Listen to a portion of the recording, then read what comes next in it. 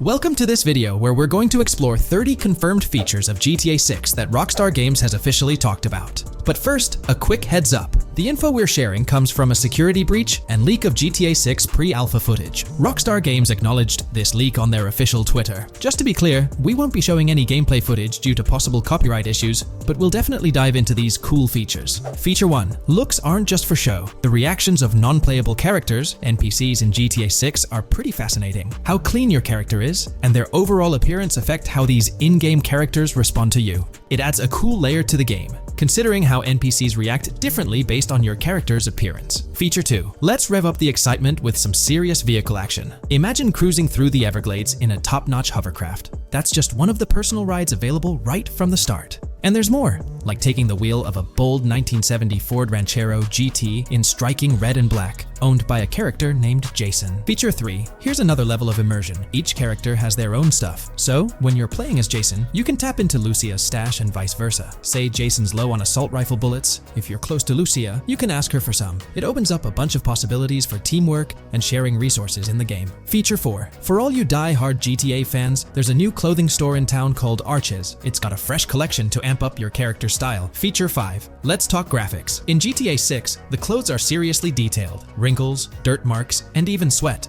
Paying so much attention to clothing details makes the characters look super real, adding a ton of authenticity and making the game more immersive. Feature 6. While exploring the vast game world of GTA 6, you'll see a seamless mix of modern vehicles in urban areas and older ones in rural spots like the Everglades. It gives that cool GTA vibe, whether you're cruising in a flashy city car or taking a nostalgic drive in the countryside. GTA 6 has a bunch of wheels to fit whatever mood you're in. Feature 7. During certain heists, there's a timer showing when the cops will show up. Some think it's a developer thing, but it could mean players need to plan their heists well, syncing with the police response for a perfect score. That'd definitely add an exciting twist. Feature 8. I'm buzzing about this one. GTA 6 will feature a massive aquarium. Yes, you heard that right. Players get to explore an aquarium within the game, adding a cool new element to the gameplay. Feature 9. There's a limit on inventory space. Players can't stockpile an endless number of items. A smart move would involve rummaging through crates and storage spots at the docks to earn cash and gather valuable stuff, spicing up the gameplay. Feature 10. Here's something cool. In GTA 6, you're not stuck with your character's right side view like in GTA 5. Following Red Dead Redemption's lead, players can freely switch their character's preferred shoulder for a better view. It also changes which hand your character uses for weapons, making gameplay more immersive. Feature 11. GTA 6 adds a touch of reality with a dynamic day-night cycle. Shops don't stay open 24/7 anymore. Some close at night and reopen during the day, making the whole experience more immersive. At night, the city changes vibe, less traffic, and a different feel altogether. Feature 12. Adding to the mix are special abilities, somewhat like what we saw in Red Dead Redemption 2. From leaked gameplay, it looks like Jason has a unique skill. He can spot valuable stuff in the surroundings. They light up like hidden treasures, adding a whole new twist to the game. Feature 13. Let's dive into some of the confirmed stuff in GTA 6. It's quite a mix. There are spear guns, bolt-action sniper rifles, and a bunch of golf clubs, wedges, irons, drivers. Also, players can use a crowbar to open containers and grab valuable stuff. There's more. Smoke grenades, flashbangs, golf balls, and tracker jammers to dodge the cops. Snatching fancy cars might need special tools like the immobilizer bypass. Loads of choices to make gameplay super immersive and fun. Feature 14. Moving on to the awesome in-game places we've seen. There's a bunch. Tennis courts, a huge stadium, and even a museum, all with interactive insides. It's bringing back the exploration vibe we loved in GTA 4, and that's got us hyped for GTA 6. Feature 15. In a cool scene during a diner robbery, a non-playable character, NPC, was visibly relieved when the cops showed up, saying, "Finally, thank heavens." This shows how smart the AI is in GTA 6, and it's a sign of Rockstar's attention to detail. Feature 16. Get ready for a huge and diverse map to roam around. GTA 6 covers the whole shebang of Vice City and its surroundings, offering tons to explore. You've got the bustling city, scenic beachfronts, Everglades-like grass rivers, the charm of Florida Keys, and the quaint Port Gellhorn. Port Gellhorn even gets its own police department, showing different areas with their own rules, kind of like what we saw in Red Dead Redemption 2. So, where's your first stop in GTA 6? Drop your thoughts in the comments. Feature 17. Time for a tour of interiors in GTA 6. There's a bunch of places waiting to be discovered. One cool spot making a comeback is Escobar International Airport, giving us those Vice City vibes. Exploring the airport could unlock a load of side missions, opening up endless possibilities for adventures. Feature 18. Tourism's a big deal in GTA 6, making the game world feel alive. You'll stumble upon a clever take on a famous theme park, kinda like Disney World. It's a thrilling spot to dive into, and get this, there's even the International Space Station. Rockstar's really going all out to make GTA 6 an awesome experience. Feature 19. The characters you'll meet in GTA 6 have had some major upgrades. They come in all shapes and sizes, some towering and impressive, others more on the average or smaller side. This variety really brings the in-game city to life, making it feel more realistic. Rockstar's definitely set a high standard in gaming with this, and I can't wait to dive into this amazing world they've created. Feature 20 new gameplay features are here, and one that stands out is using assault rifles while inside a vehicle. It's going to shake up how players handle combat. Feature 21 money in GTA 6 works differently. You don't just magically get more cash in your bank account after robbing a store. Instead, you physically grab the cash from the store counter using a button. It makes the whole experience more real and interactive. Feature 22. Now this is wild. The vehicle customization options in GTA 6 are something else. When you get into a vehicle, hit the left D-pad for the vehicle options menu. You can tweak the seat, fix the steering wheel, and even jazz up the interior. There's talk that this might be limited to developers, but I'm hoping it's for everyone in the final game. Feature 23. There's a ton more to do in GTA 6. The game amps up interaction by letting you handle money, USB drives, weapons, food, and different clothes, giving you more control over the world. Feature 24 hats off to hat customization. In GTA 6, you can style your hat in different ways, showing off your fashion taste. It might seem small, but it makes your character really stand out. Feature 25. Here's a neat twist. When you're on the run and hijack a ride, your criminal description changes a bit, leaving out specific car details. This tricks witnesses and stops them from telling the cops about your getaway car. Smart move to stay hidden and adds a tactical side to the game. Feature 26. The big news? GTA 6 is officially scheduled to hit stores. Feature 27. Something fun and quirky. You can actually interact with gumball machines in the game and snag some gumballs. It's a small thing, but it adds a nice touch of reality to the game. Feature 28. Talking about the cops and what's happening in the game world. During gameplay, I saw the police doing traffic stops, DUI tests, and even searching vehicles. Also, the in-game map shows random NPC AI car accidents, and the cops rush in to handle these, making the virtual world feel genuinely chaotic. Feature 29. Time to talk weapons. GTA 6 brings a massive range of guns, from pistols to heavy artillery. With so many options, the action stays intense, making sure you're armed for any situation. Feature 30. GTA 6 is bringing in an inventory system, like what we saw in Red Dead Redemption 2. Looks like Lucia's got a sports bag hinting at that. Bonus features. Feature 31. Let's take a darker turn, handling bodies in the game. It adds a creepy level of realism. Players can deal with and move bodies, adding a whole different vibe to GTA 6. It'll be interesting to see how this affects the gameplay. Feature 32. NPCs in GTA 6 are shaping up to be super interesting. Rockstar's bringing in the immersive vibes we loved in Red Dead Redemption 2, and the potential here is huge. The improvements they've made could take the game to a whole new level. I'm super hyped to see what Rockstar's got up their sleeve. Feature 33. GTA 6 starts off with a bang, small-time heists, and the chance to rob small businesses, giving you a thrilling start. Feature 34. You'll get your hands on a bunch of tools to up your crime game in GTA 6. Lockpicks, hacking gadgets, and more are there to help you handle whatever challenges come your way. Having the right tools in your pocket makes the gameplay more lively and exciting. We'll delve into the most recent iteration of the GTA 6 mapping endeavor. We'll explore the freshest alterations introduced to the map, including newly incorporated locales and adjusted road placements. Additionally, we'll examine some intriguing revelations stemming from the inaugural official trailer, such as the appearance of a swordfish. Furthermore, we aim to tackle one of the pivotal queries surrounding GTA 6, the extent of Rockstar's intention to amalgamate multiple states into the fictional entity of Leonida. We'll sift through all available clues, encompassing leaks and insights from the initial trailer, to shed light on the potential inclusion of Georgia in the game. Let's kick off by scrutinizing the latest rendition of the GTA 6 mapping endeavor. This most recent update, which debuted just a few hours ago, represents the pinnacle of this extensive fan-driven mapping project. Here's a peek at the current state of the GTA 6 map. We've got Vice City and Port Gilhorn in the mix, with tweaks made to both cities, along with some other spots on the map. Keep an eye out for changes like the prison from the opening shot and the Gator Keys. To kick things off, there's a fresh addition to Vice City known as Waning Sands. While details about this neighborhood are mostly speculative at this point, it's believed to be the setting for a pivotal scene from the trailer. You know, the one where Jason and Lucia dodge past a few police officers in their getaway vehicle. In this vicinity, you'll find the Evergreen Mall Center, prominently featured at the start of the scene. Keep an eye out for a sign on the right side of the frame, showcasing various stores set to be part of this plaza. In a recent mapping video, there was some speculation about whether this plaza would be fully accessible. While only part of the name MLE is visible at the top of the sign, it seems the mapping community is also leaning towards it being called Evergreen MLE. However, the exact location of the MLE within the plaza is still up for speculation. Notice how the buildings on the map are marked in red? Well, there are a few other speculative additions to Waning Sands. These include a gas station, Sailbolt K condos, and Cricket Club condos. Here's what we're using as a reference. You can catch a glimpse of the gas station roof along with other nearby buildings. In a previous video, we floated the idea that this could be Topgolf in Dalal, Florida. However, it seems unlikely now since the placement doesn't quite line up. But hey, let's hold off judgment until we know more. Now, let's talk about some updates in the positioning of various elements. The placement of several buildings, basements, speculative roads, metro, rail, crosstown, downtown, and Brickell has been tweaked. We're using yellow and purple lines to show the speculative metro and railway in Vice City. The metro system has seen some significant enhancements, especially in its connectivity to Vice City International Airport and the area between Crosstown and Brickell. The buildings in this vicinity have also been reorganized to more closely resemble their real-life counterparts.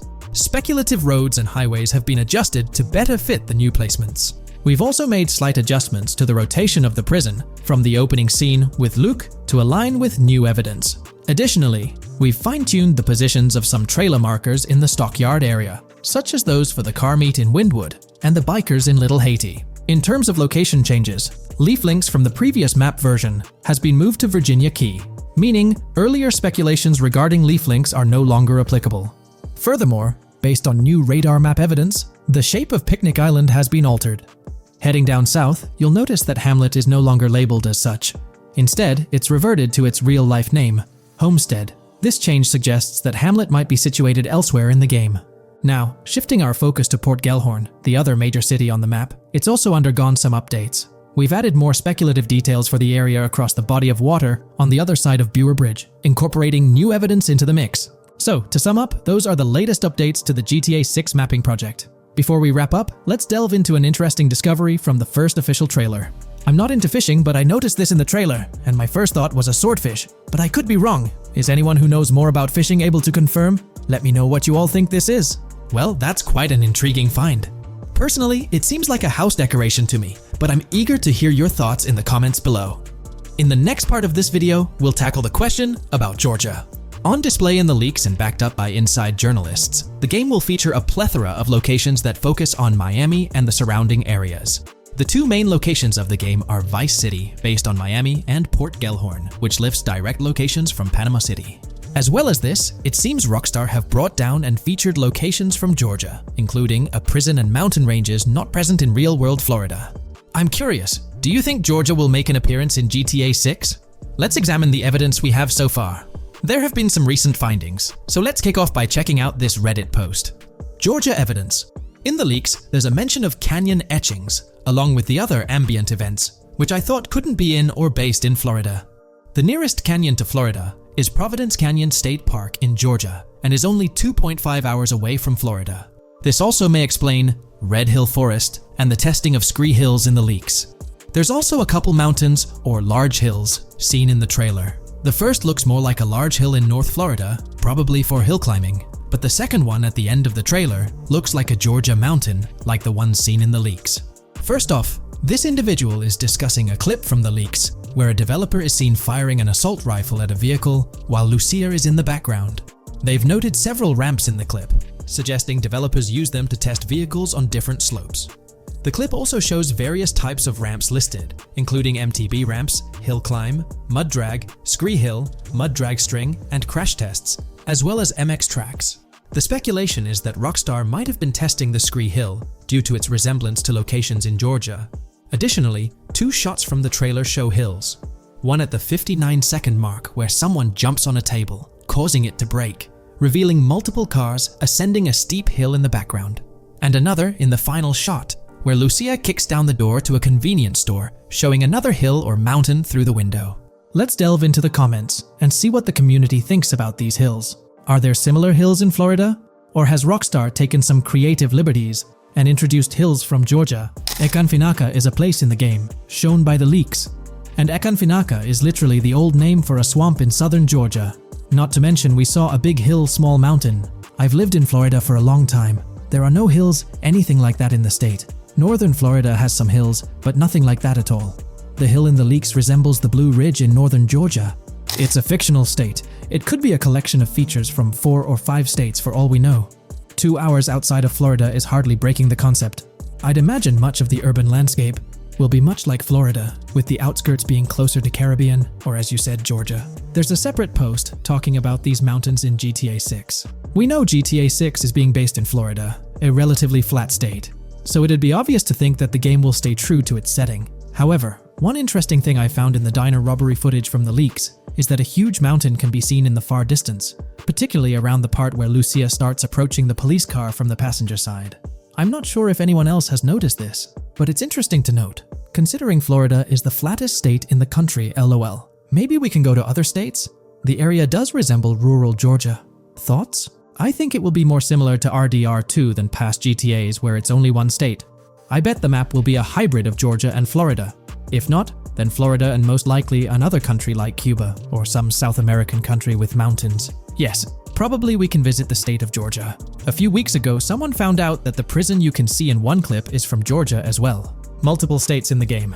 The Florida Scout lady mentioned Rockstar Scouting interiors in Florida and other states in the southeast. Hopefully this means we get towns, or maybe cities in these other states, instead of simply hilly terrain. As this individual pointed out, there's a prison visible in one of the leaked clips, and it bears a striking resemblance to Augusta State Medical Prison. Situated in Grovetown on the county lines of Columbia County and Richmond County in Georgia, United States, this facility houses primarily male inmates with occasional female inmates and has a capacity of 1326. Built in 1982 and operational since 1983, it operates as a close security prison. Augusta State Medical Prison was one of the 7 prisons involved in the 2010 Georgia prison strike. With such solid evidence pointing towards Georgia, or at least a portion of it being featured in the GTA 6 map, it's worth noting that Rockstar has done similar things before. In GTA San Andreas, for instance, they created the state of San Andreas, which is a blend of California and Nevada, with Las Venturas mirroring Las Vegas. Feel free to share your thoughts on everything discussed in today's video in the comments section below.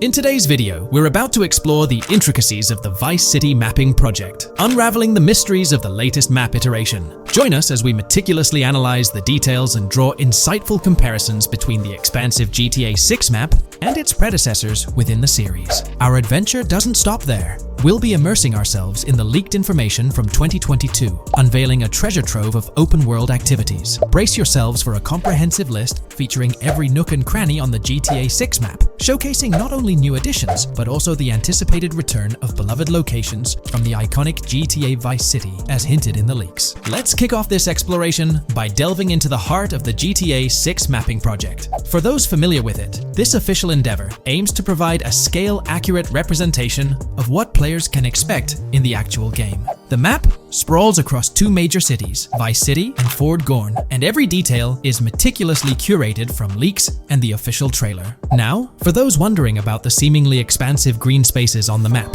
it's important to acknowledge the limitations of our knowledge. The apparent emptiness serves as a stark reminder of the scarcity of information currently available. The top portion of the map, appearing cut off, isn't indicative of boundaries or future expansions, but is rather a canvas awaiting details yet to be unveiled. Addressing rumors about the map's size, speculation abounds that GTA 6 will boast 3 major cities. While Vice City and Port Gorn are confirmed, the third city remains shrouded in mystery. There's a buzz that it might be Yorktown, potentially located north of Port Gorn. However, specifics about the placement of these locations marked in red are still elusive. Now, let's delve into the exciting prospect of exploring key locations on the GTA 6 map.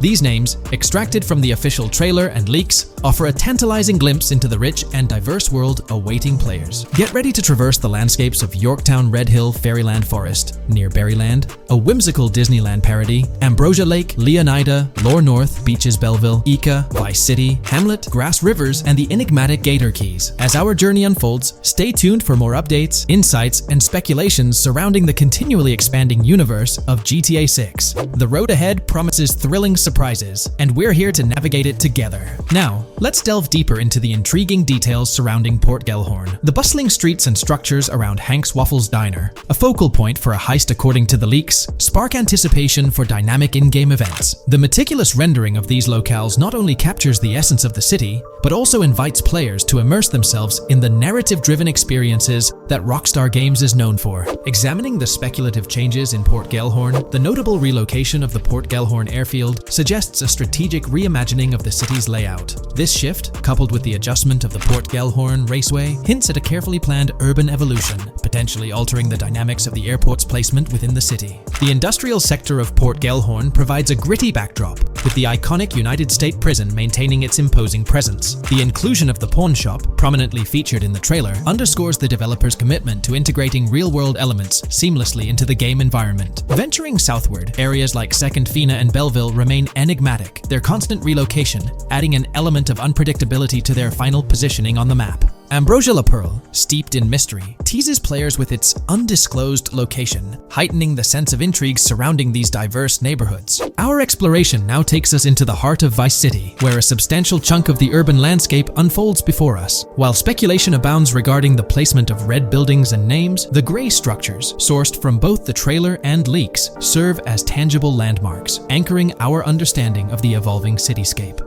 Vice Beach emerges as a vibrant district, adorned with numerous hotels that were meticulously analyzed in previous videos, providing a tangible link between the virtual world and its real-life counterparts. Washington Beach, with its diverse skyline, beckons players with promises of new adventures, enhanced by the improved streets of Stockyard, Little Haiti, Rock Ridge, and Crosstown, as showcased in the trailer footage. Descending further into the enchanting realm of Grass Rivers, we come across the enigmatic district of Hamlet, speculated to mirror the charm of Homestead. Yet, the persistent red designation leaves us tantalizingly in the dark about its precise location. This region reveals fascinating landmarks, including a power plant nestled at Turkey Point and a sewage treatment plant, painting a vivid picture of the industrial landscape, as gleaned from leaked footage. The presence of Grass Rivers itself, along with the mysterious Gator Keys and the alluring sundown, adds an extra layer of intrigue to this particular segment of the expansive GTA 6 map. A moment of appreciation is certainly due to the dedicated individuals steering the mapping project, whose commendable efforts grant fans an evolving and detailed peek into the GTA 6 world. Their commitment to accuracy and meticulous attention to detail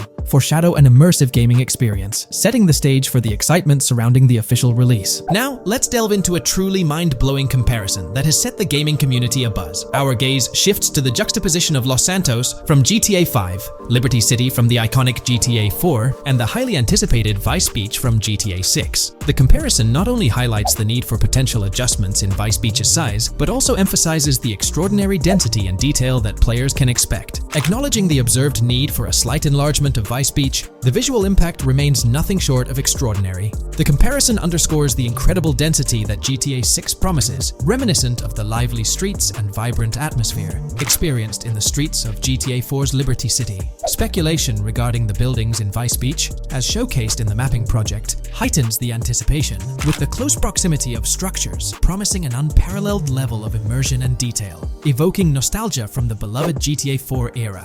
This meticulously crafted map stands as a colossal playground, harking back to the bustling streets that made GTA 4 a standout title. The intricate detailing, the tightly packed urban landscape, and the anticipated density all point towards an experience that pays homage to the franchise's esteemed roots, while pushing boundaries in the expansive open-world genre. The enormity of GTA 6, both in size and detail, heralds a new era in gaming. The astonishing comparison, showcasing the potential density and intricacy of Vice City, is nothing short of a revelation. A special acknowledgement goes out to the mapping community for their outstanding work in envisioning an entire Vice City characterized by a multitude of buildings. The level of density and detail promised is unprecedented and is set to redefine the benchmarks of open-world gaming. The concept of an expansive map allegedly featuring 3 cities elevates the excitement, presenting players with a gaming landscape of unparalleled proportions. Now, delving into the realm of open-world activities revealed in the 2022 leaks, the thrill intensifies.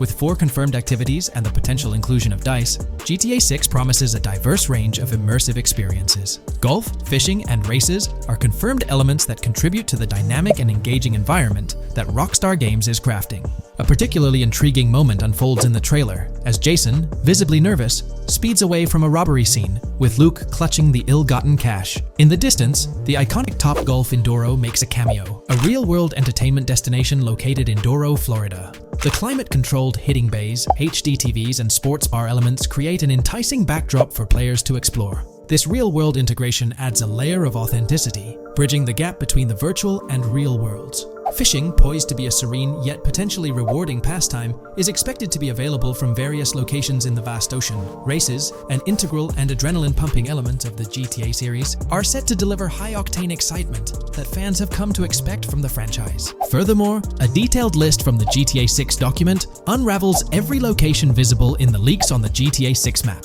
This includes not only new and thrilling destinations, but also the return of iconic locations from the beloved GTA Vice City. The inclusion of familiar locales adds a nostalgic touch, creating a seamless connection between the past and the present within the expansive world of GTA 6. Now let's embark on a comprehensive exploration of some of the familiar locales, making a triumphant return in GTA 6. As unveiled by the Mapping Project. These recognizable names from the GTA Vice City era evoke a sense of nostalgia, rekindling memories of past gaming experiences. Leaf Links, Malibu Club, Washington Beach, Ocean Drive, Ocean View, and Little Haiti are just a few examples of the beloved spots that players will once again encounter in the immersive world of GTA 6. It's a poignant journey back in time as we rediscover these iconic locations, now reimagined and seamlessly integrated into the highly anticipated GTA 6 map. Venturing further into the extensive list of locations, our focus remains on the map, unveiling an array of intriguing places that contribute to the game's richness. Among these, the Jack of Seas nightclub takes center stage, having made appearances in both the official trailer and the leaks from 2022.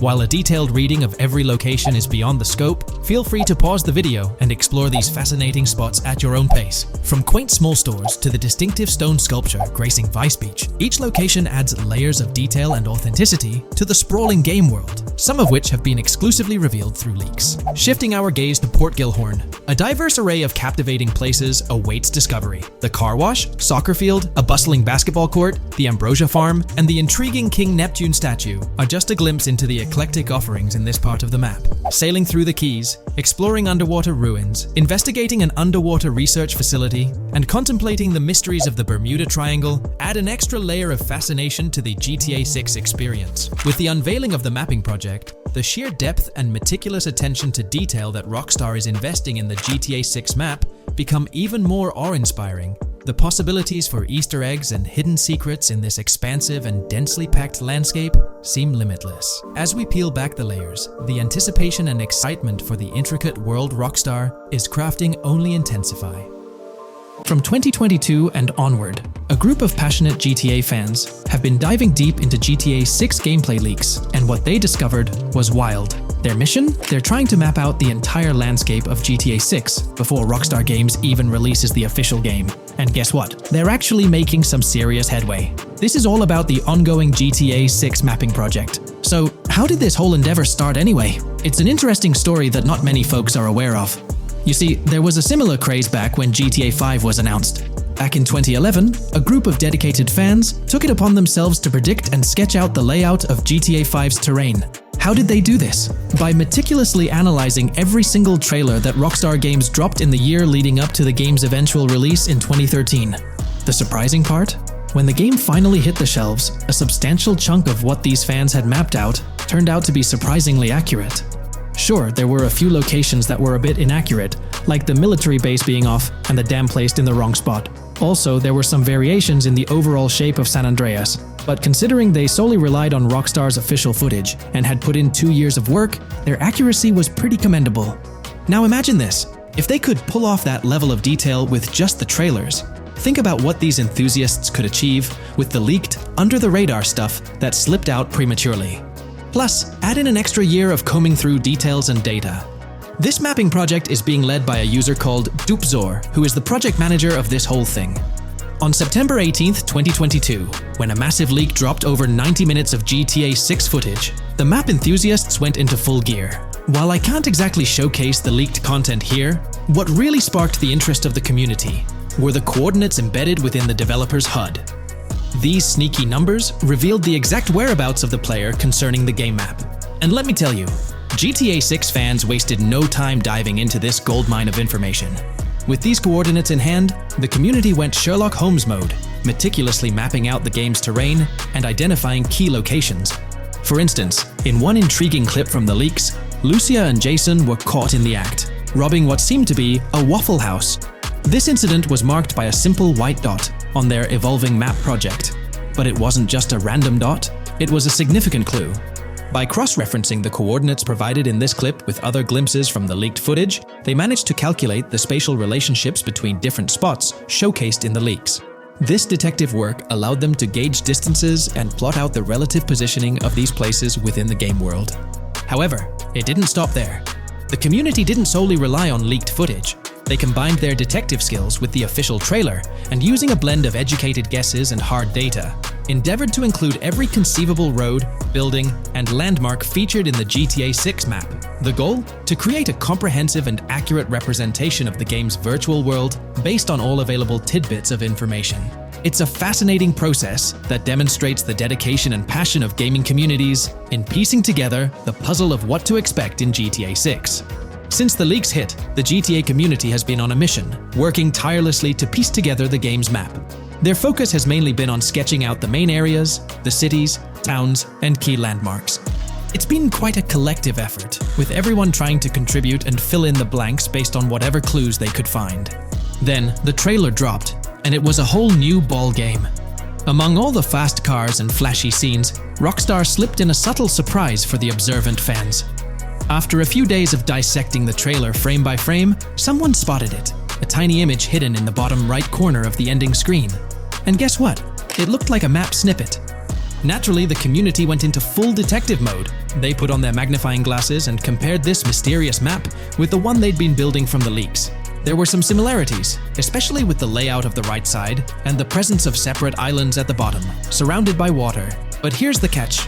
That image was pixelated to the max. It was like trying to figure out a puzzle with half the pieces missing. The lack of detail made it nearly impossible to confirm if it matched their map. This whole revelation sparked a heated debate among fans. Some folks started wondering if Rockstar deliberately threw this low-res map nugget to mess with their heads. Could it be that Rockstar is messing with the community, leading the GTA 6 mapping project into the wrong path? It's pretty odd for Rockstar to include this map, as it was deliberately placed. When it comes to safeguarding the details of their upcoming games, Rockstar is notoriously tight-lipped. So, when those leaks dropped in 2022, it really threw a spanner in the works for the company. It's kind of a déjà vu situation, considering a similar thing happened back when GTA 5 was in the spotlight. I can't help but wonder if Rockstar did this deliberately, as a deliberate move to shake things up and keep everyone guessing. But then again, we, the GTA fans, are pretty good at concocting theories out of thin air. Now, about that mysterious, highly detailed artwork nestled in the official wallpaper, that's what's really piqued my interest. It's like this odd piece that stands out from the rest, making me think it wasn't just randomly thrown in there. There's gotta be some intention behind it, right? The big question swirling around is whether it's a sly misdirection or a subtle clue for the savvy gamers. But honestly, we won't get any answers until the game hits the shelves, or maybe, if we're lucky, after another sneak peek in a new trailer. The GTA 6 mapping community dove headfirst into dissecting this artwork, but truth be told, there wasn't much to work with. So, they've been sticking to the stuff they can actually confirm.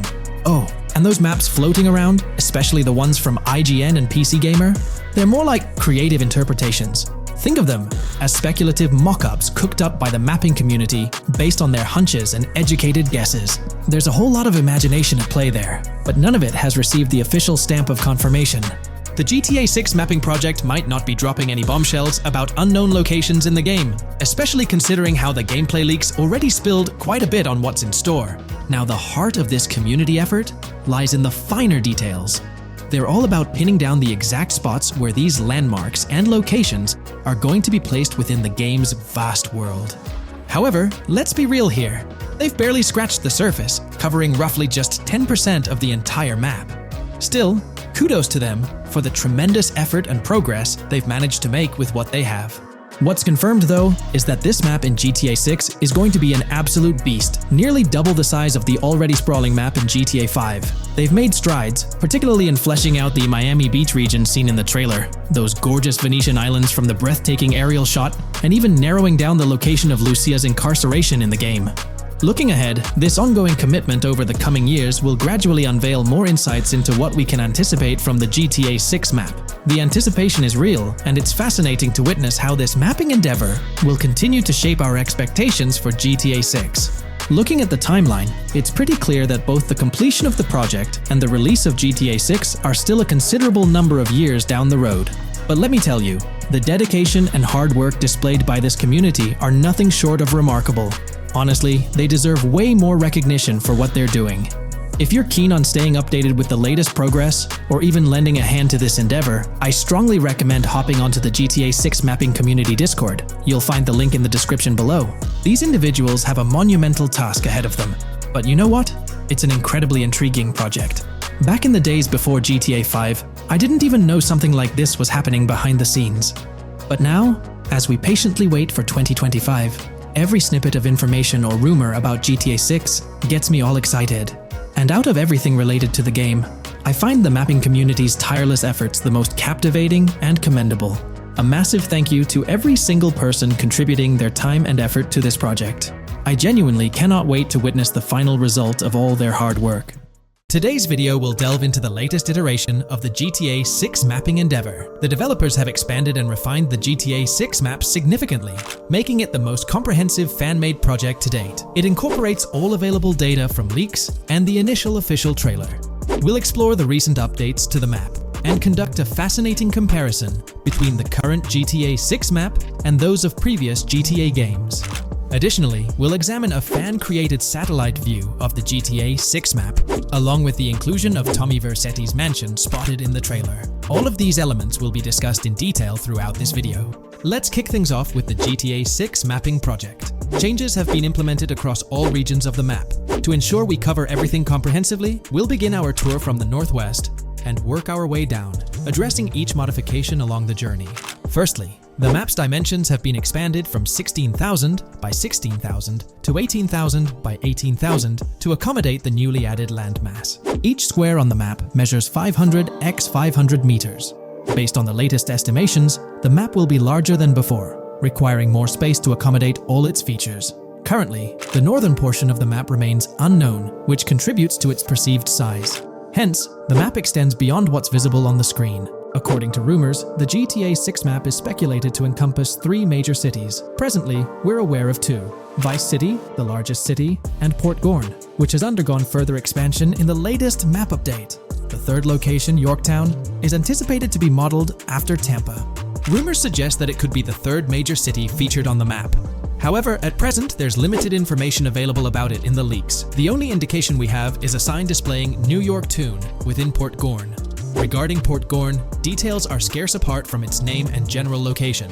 It's positioned north of Fort Killorn and east of Yorktown. Moving on, we encounter Hank Hill, one of the notable elevations in the game.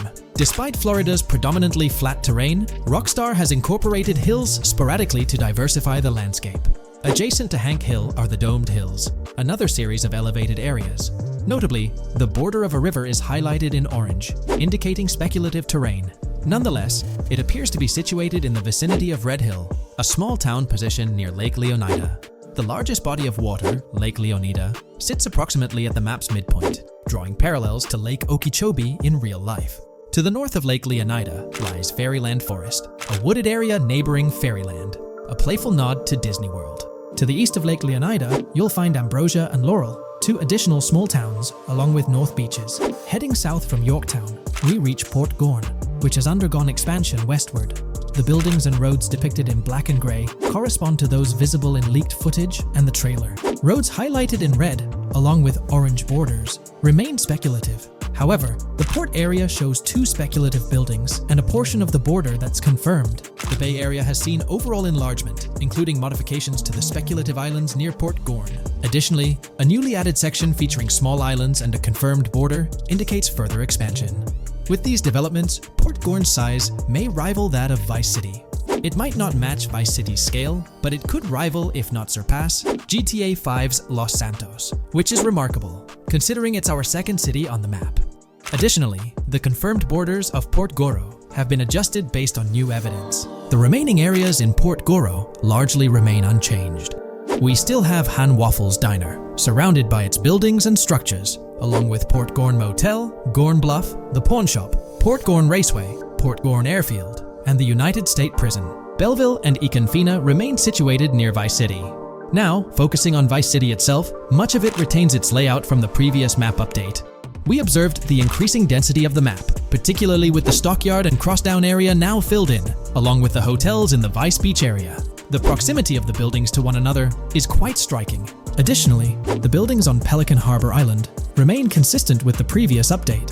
However, there's been a recent discovery. I'd appreciate your thoughts on this matter in the comments below, as it could potentially be significant if confirmed. According to this viewer, they claim to have identified Tommy Vercetti's mansion in the trailer. They're referring to this specific mansion situated on the middle island, directly behind the enormous yacht.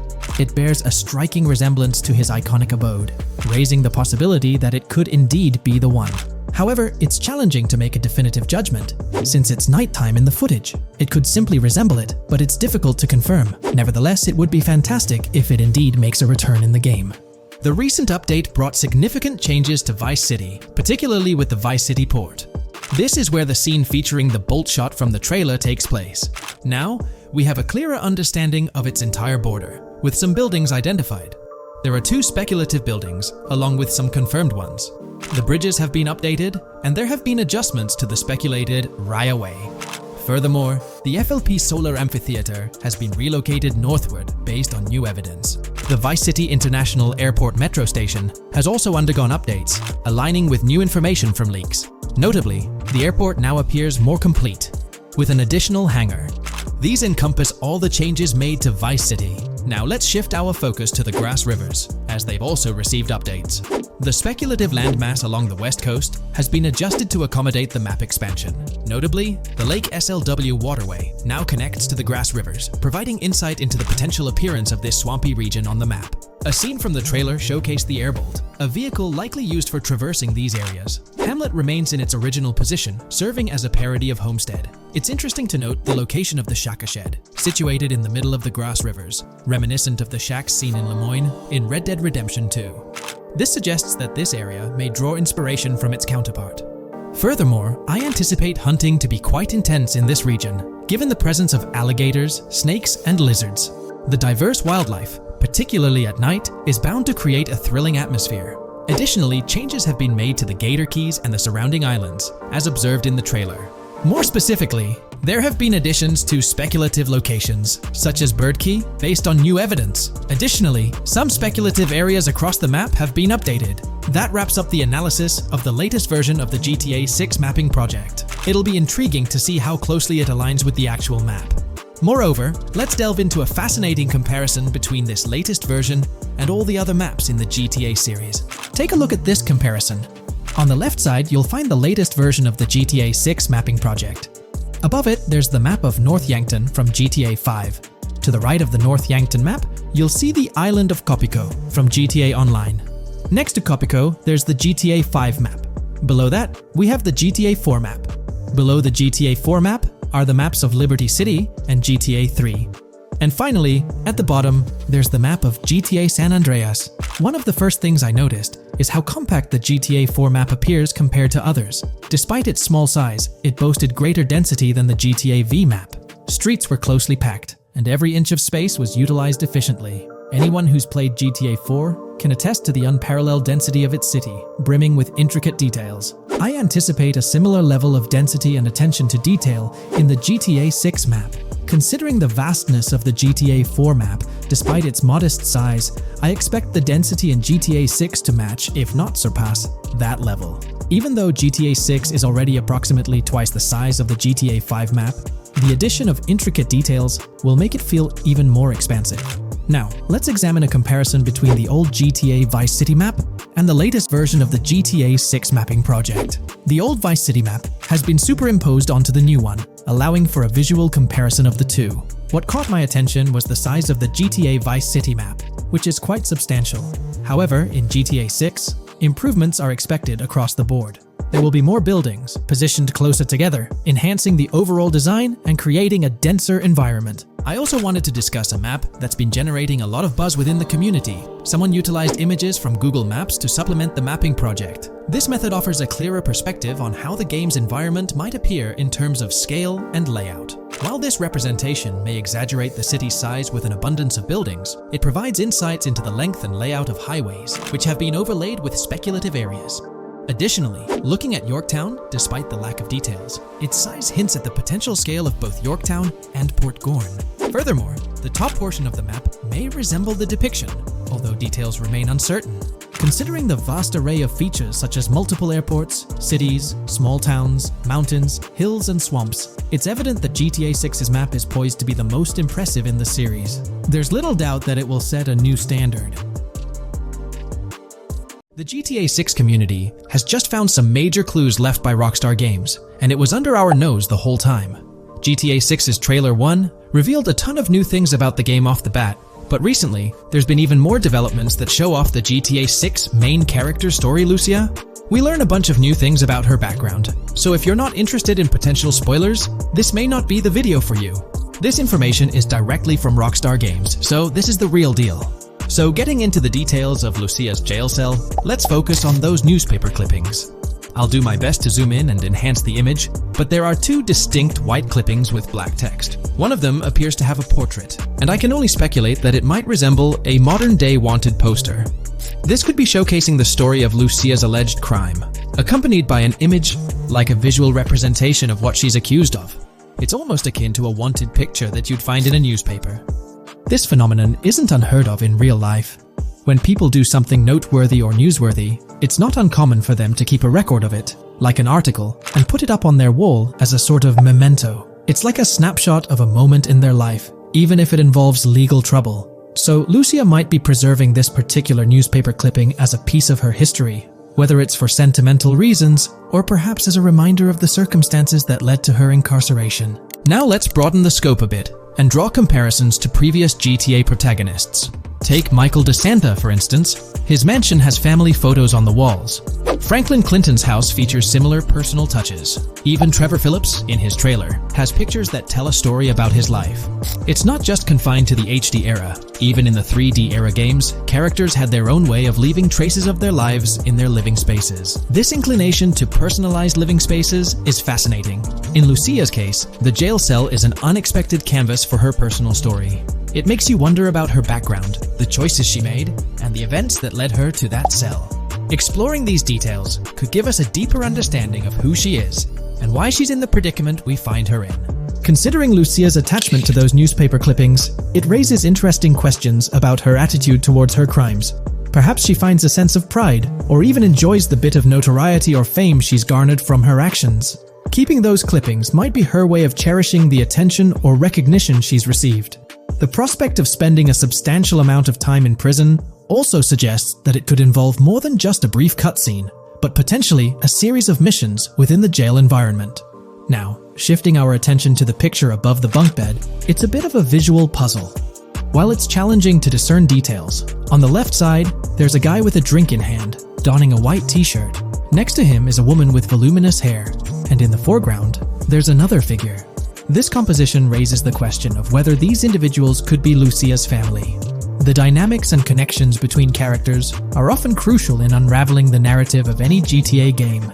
Acknowledging my limited knowledge about jail life, it's uncertain whether inmates generally have the privilege of keeping photographs with them as mementos. However, in this specific scenario, it appears that Lucia can. This might imply that the prison depicted isn't a maximum security facility, given the freedom for inmates to keep personal items. While the setting is far from casual, it offers a level of interaction and mobility, allowing inmates to go outside, engage in conversations, sit at tables, and soak in sunlight. The orange jumpsuits signify their status, but the absence of being handcuffed to the ground suggests a certain level of relative freedom. In this context, the allowance of pictures and photographs could offer an additional layer of insight into the characters and their personal connections, providing players with a unique perspective on Lucia's life, both inside and outside the jail cell. Taking a closer look at the latest image, which I've adjusted to bring out more details, there's another intriguing photograph. A guy in an orange shirt catches the eye, positioned alongside two women on the right. The one on the left appears to be sporting a hat and sunglasses, although discerning whether any of them is Lucia remains challenging. They could very well be family members, close friends, or simply individuals from her social circle. Amidst all the uncertainty, Lucia seems notably fixated on reflecting upon her actions and the community's response. Beyond this, it's evident that Lucia maintains a distinct connection with a specific group of people, as indicated by the presence of their pictures in her jail cell.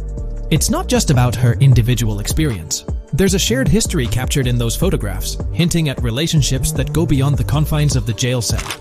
Directly below the image featuring the guy in the orange shirt and the other girls, there's yet another photograph. Although the details are obscured, the presence of someone standing in the picture is noticeable. Lucia is seemingly constructing a collage of photos, creating a visual narrative that serves as a repository of memories. These images might play a crucial role in not only grounding her within the context of her relationships, but also providing a semblance of continuity and connection to the outside world. It's worth mentioning that the footage I'm working with is the highest quality version sourced from YouTube, as Rockstar hasn't officially released it on their Newswire page. Despite being in 4K, the YouTube upload might introduce some compromises in image quality, so there could be nuances in the pictures that we might miss. Once Rockstar throws the official trailer our way, we're likely to get a treasure trove of additional details. But for now, let's roll up our sleeves and dissect the snapshots from Lucia's jail cell. Apart from Jason, there's another player in Lucia's story. Stephanie, the Leonid Department of Corrections representative. Picture a different scene though. Lucia's cell is a far cry from Stephanie's office. In this particular shot, Stephanie's unmistakably holding down the fort in a black dress, center stage on the right.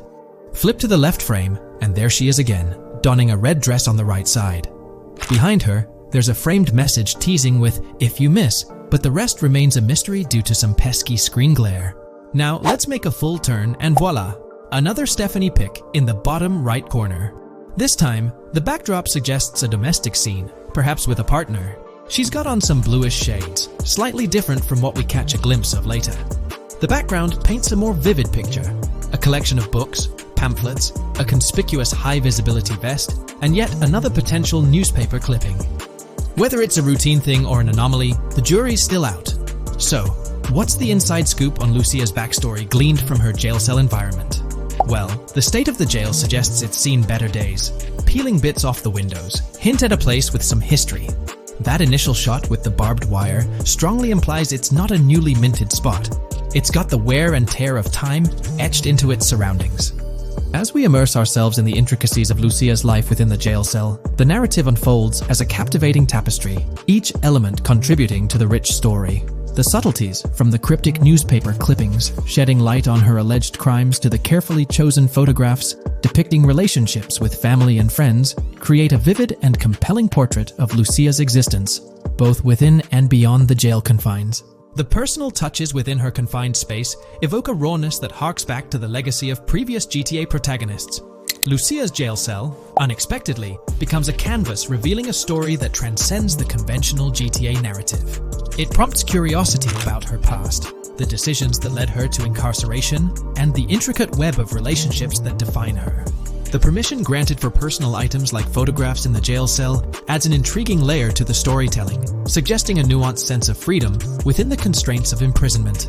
Lucia's attachment to these items, whether they be newspaper clippings or family snapshots, beckons players to ponder her perspective on her own actions and the recognition she may have garnered. While we eagerly await the official trailer release from Rockstar, it is clear that Lucia's story is woven with complexities and mysteries that leave us yearning for more. The weathered appearance of the jail environment, with peeling bits off the windows and subtle signs of aging, hints at a setting steeped in history, amplifying the anticipation for the unfolding narrative. Thus, with these glimpses into Lucia's world, we find ourselves surrounded by a plethora of unanswered questions. When did she find herself behind bars, and what duration does her stay entail? Your insights are eagerly awaited in the comment section. If this exploration into Lucia's jail cell has piqued your interest, a thumbs up would be much appreciated. Comment down below what you believe caused Lucia to go to jail. And did you spot these hidden Easter eggs in the trailer on your first watch? I'm interested to hear back from you guys. Thank you for watching. If you would like to support our analysis content on GTA 6, make sure to subscribe and leave a like. Is there a chance we'll see a remaster, or even just a port of GTA 4 hit the shelves this year? It's quite likely, though I'm leaning towards it being more of a port, but let's dive into the details. Back in July 2022, TezFuns2 made it known on Twitter that, as per a reliable source with clear accuracy on Rockstar plans, remasters of GTA 4 and RDR1 were on the table a few years ago, but Rockstar chose not to proceed with the project in mind. The poor reception of the Trilogy Definitive Edition might be a reason behind that decision. After that post surfaced, the topic went quiet for quite a few months, over a year in fact. Then, out of the blue last year, Rockstar Games dropped the bombshell and revealed a fresh project in the Red Dead Redemption universe. Although there hasn't been an official announcement regarding the GTA 4 remaster, there are indications pointing towards the existence of such a project, with a potential release date as early as March 2024. Take-Two, the parent company of Rockstar Games, had previously hinted at having 2 re-releases in the pipeline, set to launch by that specific month. The original Red Dead Redemption was among the 2 games mentioned, leaving room for speculation that the other could potentially be GTA 4, while it's also plausible that this could be an entirely different project unrelated to the Grand Theft Auto franchise. It's worth considering. This isn't the first time there have been murmurs about a GTA 4 re-release or remaster. Returning to the Red Dead Redemption 1 port, unfortunately, it wasn't the news fans were hoping for. Instead of a full remake or remaster, the developer revealed a port with no new content. Typically, when people hear about a remaster or remake, they expect incredible graphic improvements, higher resolution, better quality textures, and advanced graphical effects like ray tracing. Contrary to these expectations, many argue that this game needs significant improvements, particularly concerning inconsistencies in the story. In 2018, Red Dead Redemption 2 was released as a prequel, introducing story elements that created inconsistencies with the first Red Dead Redemption, where major characters like Arthur Morgan were never mentioned. When Rockstar opted for a port instead of improving the game, which was already 13 years old, disappointment arose. The desire for a remaster or remake persisted, fueled by rumors since 2021. These speculations continued until the summer of 2023. The uncertainty around whether a remake was genuinely being considered remains, with some recent rumors possibly being misunderstandings about the port project. It's been speculated that the cancellation of a Red Dead Redemption remake or remaster might be attributed to the poor reception of GTA, the trilogy, the definitive edition. Alternatively, the developer could have redirected resources towards the development of GTA 6. Regarding GTA 6, in December, we were finally treated to the much-anticipated trailer for the upcoming installment. However, it came with a significant letdown: the announcement of a 2025 release date. As we approach the end of 2024, this seems like the ideal time to introduce a new game under the GTA banner to keep the franchise vibrant. Hence, a port of GTA 4 appears fitting for this year. Most players familiar with GTA 4 acknowledge the aging of the game. Despite being ahead of its time upon its 2008 release, over 15 years ago, it's showing signs of wear. Notably, the PC version faced persistent performance issues, maintaining its reputation as one of Rockstar Games' worst optimized titles. The irony lies in the fact that, despite these problems, GTA 4 is widely regarded as one of the best entries in the Grand Theft Auto series. Understanding the poor optimization of the PC version remains a mystery. Even with a series of patches, the issues persisted, suggesting a more profound problem. Originally designed for Xbox 360, and PlayStation 3 consoles with different hardware architectures, porting GTA 4 to PC necessitated significant modifications. Unfortunately, not all of these changes were executed appropriately. Compounding the matter, the game was built on the advanced and intricate Rage engine, adding complexity to its optimization. Unlike consoles with standardized hardware, the diverse range of PC hardware available at the time of GTA 4's release posed a challenge. The game's initial high hardware requirements excluded many players with less powerful computers from enjoying a smooth gaming experience. Unoptimized code contributed to performance issues, even on high-end PCs, with notable problems in managing CPU and GPU resources, leading to performance bottlenecks. How else can we gather indications that a GTA 4 remaster or port is possibly in development? Well, in September 2022, Take-Two Interactive, the parent company of Rockstar Games, made a notable move.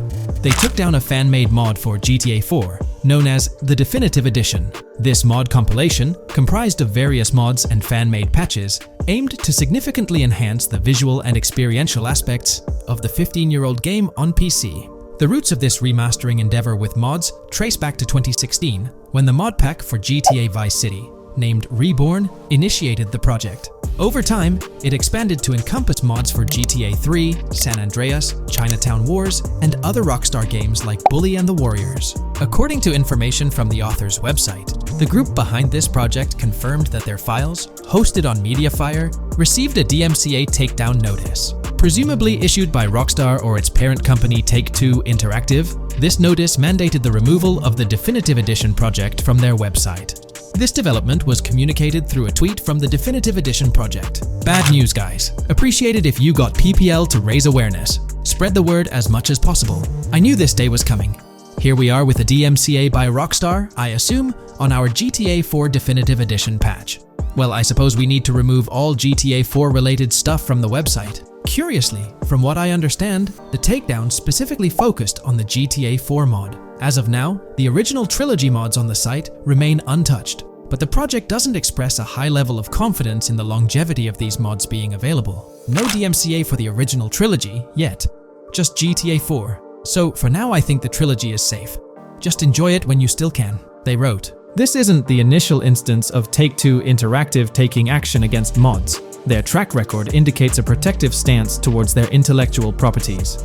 They've previously taken down mods before, a practice observed prior to the unveiling of their own definitive edition for the original GTA Trilogy. Despite its problematic release, that project proved to be financially successful. Many in the gaming community express a desire for Rockstar Games to follow suit and release a remastered version of GTA 4. Similar to what the studio accomplished with the Trilogy.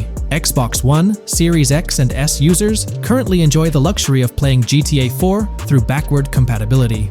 However, this isn't the case for PS4 and PS5 users.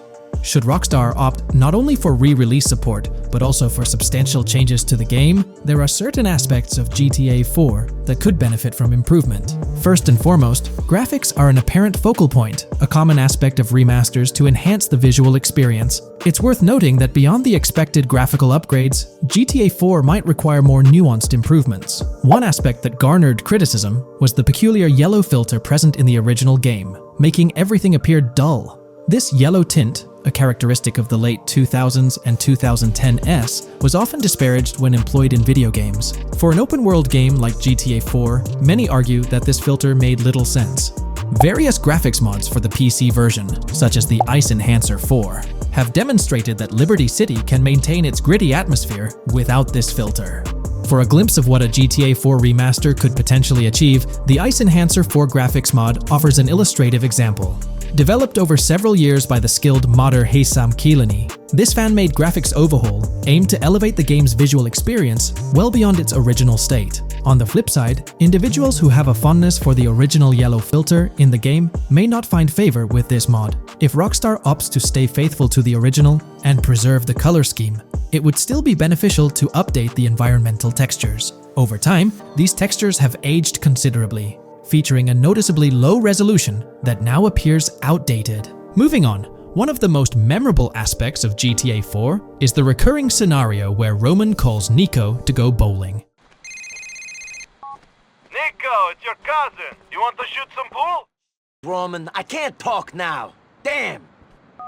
This feature, while often considered a source of humor, can be somewhat bothersome. Nico's friends frequently reaching out for social activities can prove distracting, especially during critical missions or while immersed in the exploration of the open world. Rejecting these calls actually decreases your relationship with that friend, impacting specific benefits they offer.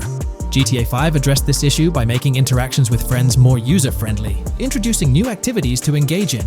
Incorporating similar friend activities in a remastered version of GTA 4 would be a positive and welcome addition. Another area of improvement is clothing and customization. The clothing options for Nico in GTA 4 are quite limited. Notably, the game lacks the iconic fingerless gloves seen in promotional art and trailers. A remaster could rectify this, especially considering the community's disappointment over their absence. Additionally, though hairstyles were planned, they were not included in the final game, as evidenced by the presence of barbershops in the game files. A remaster could enhance clothing options and introduce hairstyle changes, mirroring the customization available in GTA Online. Unlike GTA San Andreas or GTA 5, GTA 4 lacks car customization features. Players can only randomly change their vehicle's primary color at a pay and spray. While this might not have been a significant issue in earlier titles like GTA 3 or Vice City, it does feel like an oversight in a more modern title like GTA 4.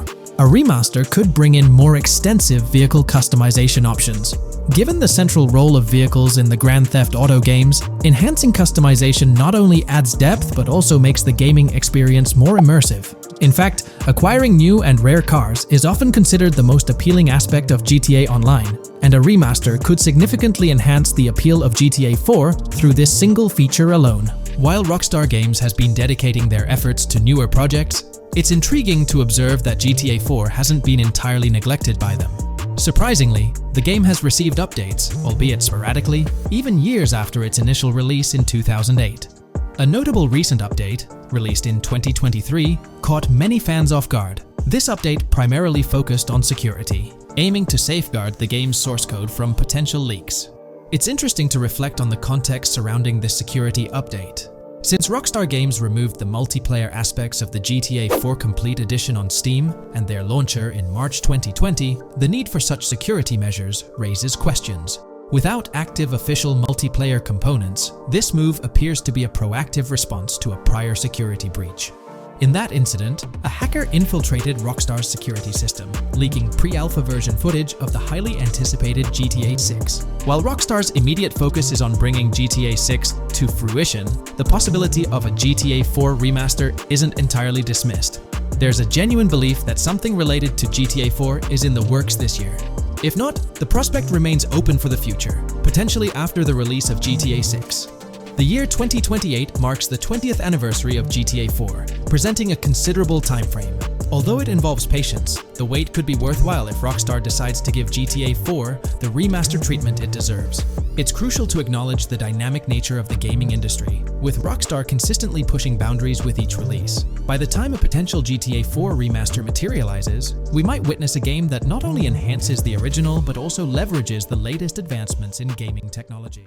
Looks like YouTube is gearing up to investigate the leaked GTA 6 trailer. We're going to dive into all of that and more in this video. For those who might not remember or didn't catch it, Rockstar had a special plan for unveiling the first official GTA 6 trailer. It started with an announcement from Sam Houser, the president of Rockstar Games. On November 8th, he posted on the Rockstar Games newswire, "A message from Rockstar Games. Next month marks the 25th anniversary of Rockstar Games. Thanks to the incredible support of our players worldwide, we've had the chance to create games we're truly passionate about. Without you, none of this would be possible, and we are so grateful for you joining us on this journey." In 1998, Rockstar Games was founded on the idea that video games could become as essential to culture as any other form of entertainment. We hope that we have made games you love, and that we're part of that evolution. We're very excited to announce that in early December, we'll be releasing the first trailer for the next Grand Theft Auto. We look forward to many more years of sharing these experiences with you all. Thank you, Sam Houser. We knew the GTA 6 trailer was set to drop in early December, but the exact date was a mystery until December 1st. That's when Rockstar Games posted on all their social media accounts announcing that Trailer 1 would be released on Tuesday, December 5th at 9 a.m. Eastern Time. They also mentioned that the trailer would be available on YouTube.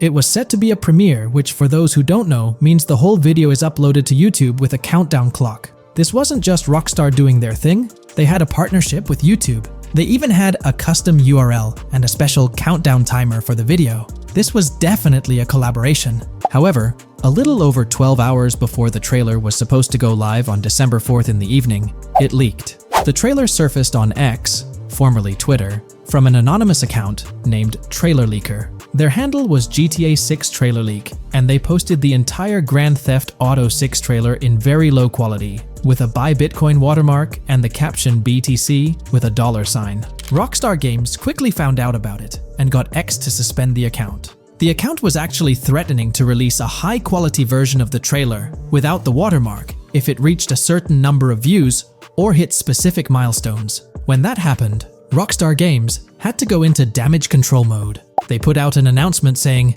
"Our trailer has leaked, so please watch the real thing on YouTube." So, Rockstar ended up releasing the trailer early, basically canceling the premiere countdown that was supposed to happen on YouTube.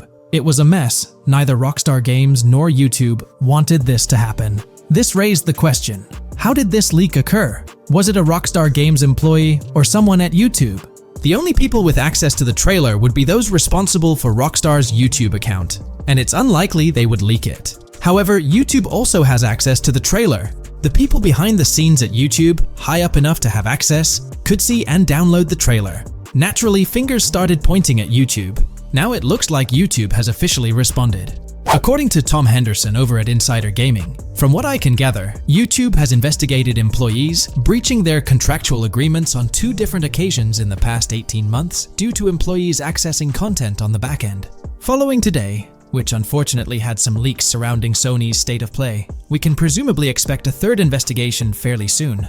Clearly, one of the occasions mentioned in the past 18 months is the GTA 6 trailer leak. Honestly, this theory that someone from YouTube leaked it has been around since day one. With all the hype around GTA 6, it's not surprising someone couldn't keep it under wraps and leaked it, causing a huge stir. There have been so many leaks in the past few years, right before major events or trailer drops, making it more obvious that YouTube might be the source. This seems to be what happened with GTA 6, because the people with access are supposed to sign contracts or NDAs, preventing them from sharing this kind of information. So, what will Rockstar Games do next for GTA 6? Almost everything about this game has been leaked, from initial details like Project Americas, which turned out to be true after Rockstar's own investigation, to the fact that it's set in Vice City with a female and male protagonist duo. There were the major leaks in September 2022, the leaks right before the trailer was supposed to drop, and then the trailer itself leaking 12 to 15 hours early. It's unclear what Rockstar will do for the next trailer, character reveals, or gameplay footage. Will they risk uploading it to YouTube again after this disaster?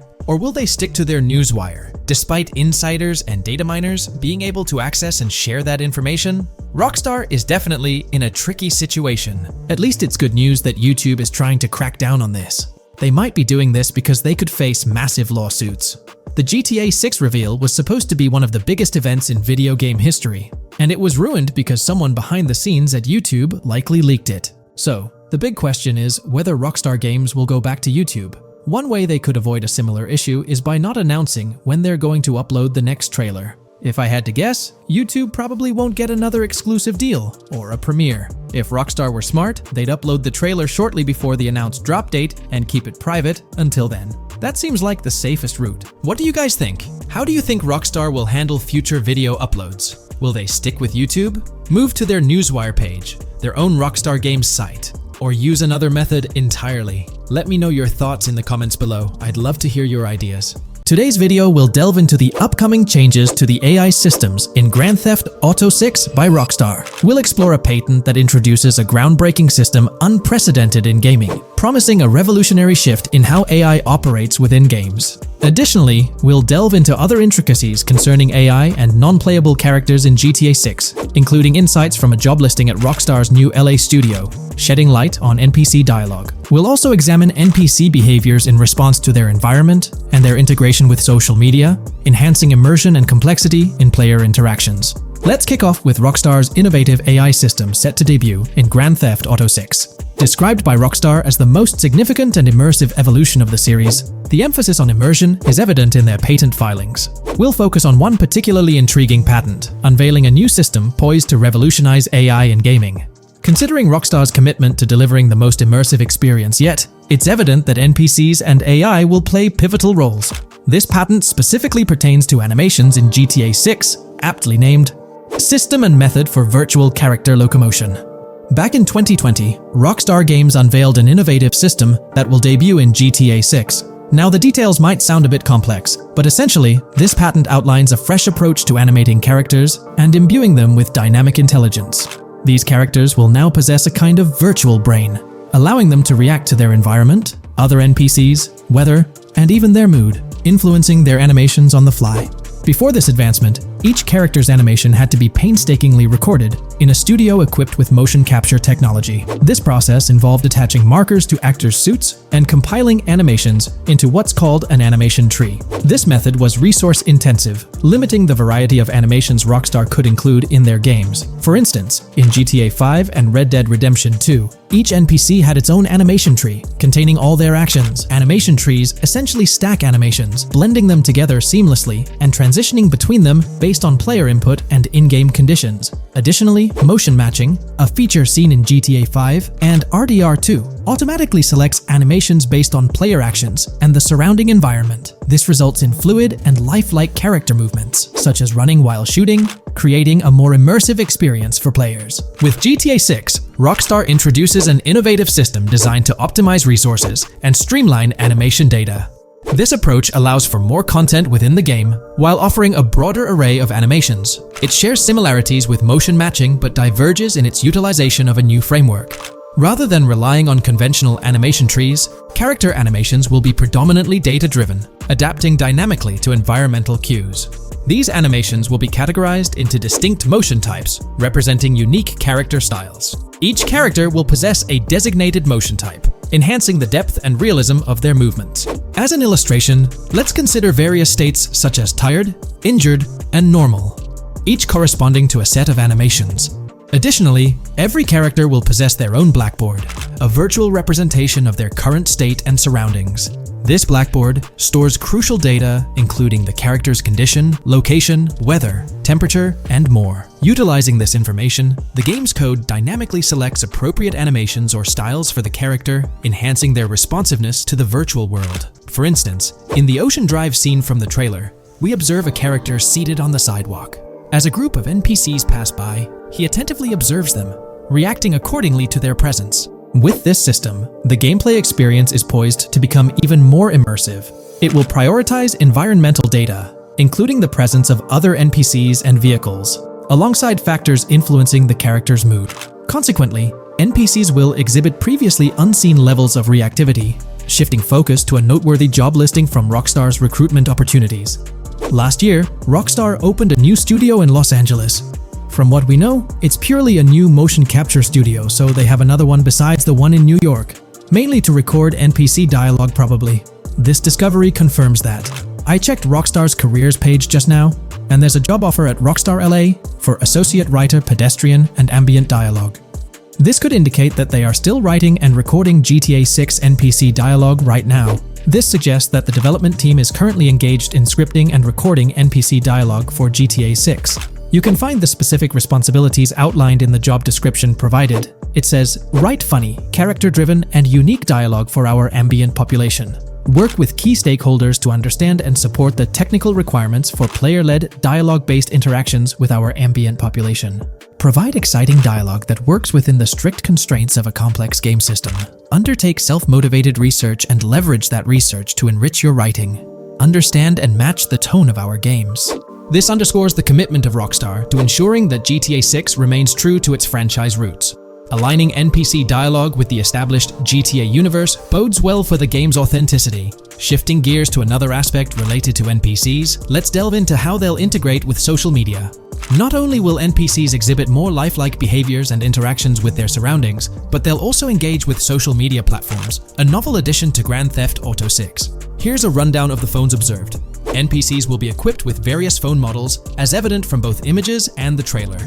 Notably, NPCs will actively engage with their phones, which boast fully functional cameras and displays, an improvement over GTA V. For instance, in a scene from the trailer set on Ocean Drive, an NPC can be observed capturing photos or videos with their phone. The displayed imagery accurately reflects the NPC's point of view, suggesting the possibility for NPCs to record and share in-game content on the virtual social media platforms. Let's delve into an intriguing Reddit post that delves into this aspect further. Here's why NPC-recorded TikToks aren't as far-fetched as you think. A common speculation point I see on this subreddit is the potential for NPC-recorded TikToks for the game's social media that was teased in the trailer, like someone filming you commit a crime and you later seeing that post online. Many have dismissed this as far-fetched in terms of development complexity, but I wanted to discuss why it's plausible.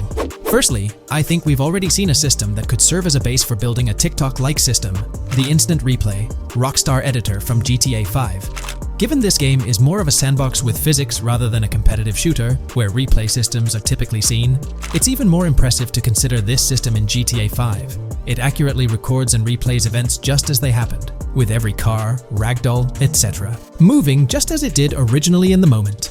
The tech behind this isn't actually recording like a camera and replaying, it's really just recreating it, which again makes it impressive how much time Rockstar put into it, making it accurate. To me, this feels like what could be used as a base for a system where NPCs record their own videos from their perspective. This next thing is something I could have sworn I remember hearing long ago, but can't seem to find, and was hoping someone on here remembers too. Back before GTA 5's launch, there were details revealed through various interviews, magazines, etc., and I remember hearing or reading something about being able to watch your own crimes on Weasel News on the TV.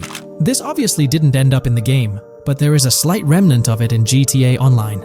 Am I the only one who remembers this being mentioned for single player though? Maybe my mind is playing tricks on me. Anyways, this last point is actually from the trailer. At the 0:33 mark, in this scene we see a lot of NPCs hanging out on a busy street. and one NPC in particular recording on his phone. As we know, Rockstar's trailers are always all in engine, no CGI cinematics, so I think it's worth noting that it looks as if his screen is accurately showing what he's looking at. My screenshot is zoomed in, but if you got Hatmark on the trailer, you can see it matches up to what he's looking up at. Could this be a hint towards said system, or just a nice detail?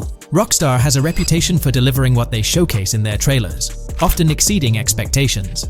Their dedication to enhancing NPC interactions in GTA 6 underscores their commitment to creating a vibrant and authentic game world. I'm curious to hear your thoughts on these developments. Feel free to share your opinions in the comments below. GTA 6 has been announced, and it's caused a whole bunch of rumors to swirl around. We've got a list of stuff that's actually confirmed for the game, so let's dive in. Now, the game isn't coming out anytime soon. Rockstar Games is still working hard on it, but thanks to some leaks, we've got some inside info on what to expect. We're talking vehicles, game physics, and the main characters, Lucia and Jason. Plus, we've got details on the map, the huge open world, activities, and all the weapons you can play with. There's also a bunch of cool stuff going on with NPC AI, RPG elements, and some new gameplay features. People are pretty hyped about all this, and they're chatting up a storm about what GTA 6 is going to be like. Now let's check out the vehicles in the game. The GTA forums did a solid job gathering this info, so shout out to them. So we've got confirmed vehicles like the Ballista Compact, Ocelot Locust, and something that looks like a 90s Buick Skylark. By the way, I'm holding a monthly giveaway for a PlayStation 5. You just need to subscribe and you're entered. Now, back to the video. There are a bunch of other cars too, without official names, like a 90s Chevy Caprice, a 2016 present Chevy Malibu, a Chevy Sonic, and a 2018 to 2022 Honda Accord. Rockstar usually gives these cars funny names. Other rides include the Albany Primo, Benefactor Shafter LWB, something that's like a mix of Ford Explorer and Tahoe from the 90s or 2000s, a 2018 present Toyota RAV4, with Lexus NX vibes and a Mercedes grille, the Pegassi Tauros, a 1980s Jeep CJA Scrambler, a 5th Gen F150, a G20 conversion van, a Brute Camper, a Vapid Speedo, HY Mixer, Metro Mover, D-Class Sheriff SUV, Mobatsu Sanchez Livery, Nagasaki Street Blazer, a 1970s Ford Ranchero, a 1971 Buick Estate, an Albany Emperor, D-Class Turbo Sabre, Yoga Classic, the Contender, and Sadler. And don't forget the Slam Van Pickup, Bobcat XL, an updated Regina Alpha, Gauntlet Classic, Moonbeam Helion, Boxville Go Postal, an unknown Albany car that's based on a 1959-60 Cadillac, a Rebel, some Asian sedan, Ferrari or Feroci, Baller, Novak, Buffalo STX, Alpha and Feudo, a Benson NF 890, Buffalo with no sports bumper, and the Stanier and Landstalker. With all these vehicles, GTA 6 is going to be quite the ride. Now let's talk about some gameplay clips making the rounds on social media. They give us a sneak peek at missions and what Rockstar is up to. One clip shows Lucia, our main character, trying to rob a place called Hank's Waffles, a diner. In this early test, the non-player characters look kinda generic and are jokingly called dummies in the game. The NPCs react to Lucia's aggressive moves, and their animations show they're pretty freaked out, kind of like what we saw in Red Dead Redemption 2. During the robbery, Lucia can aim her gun at a hostage, giving you the choice to rob or have a face-off. Taking a hostage adds some spice to the crime.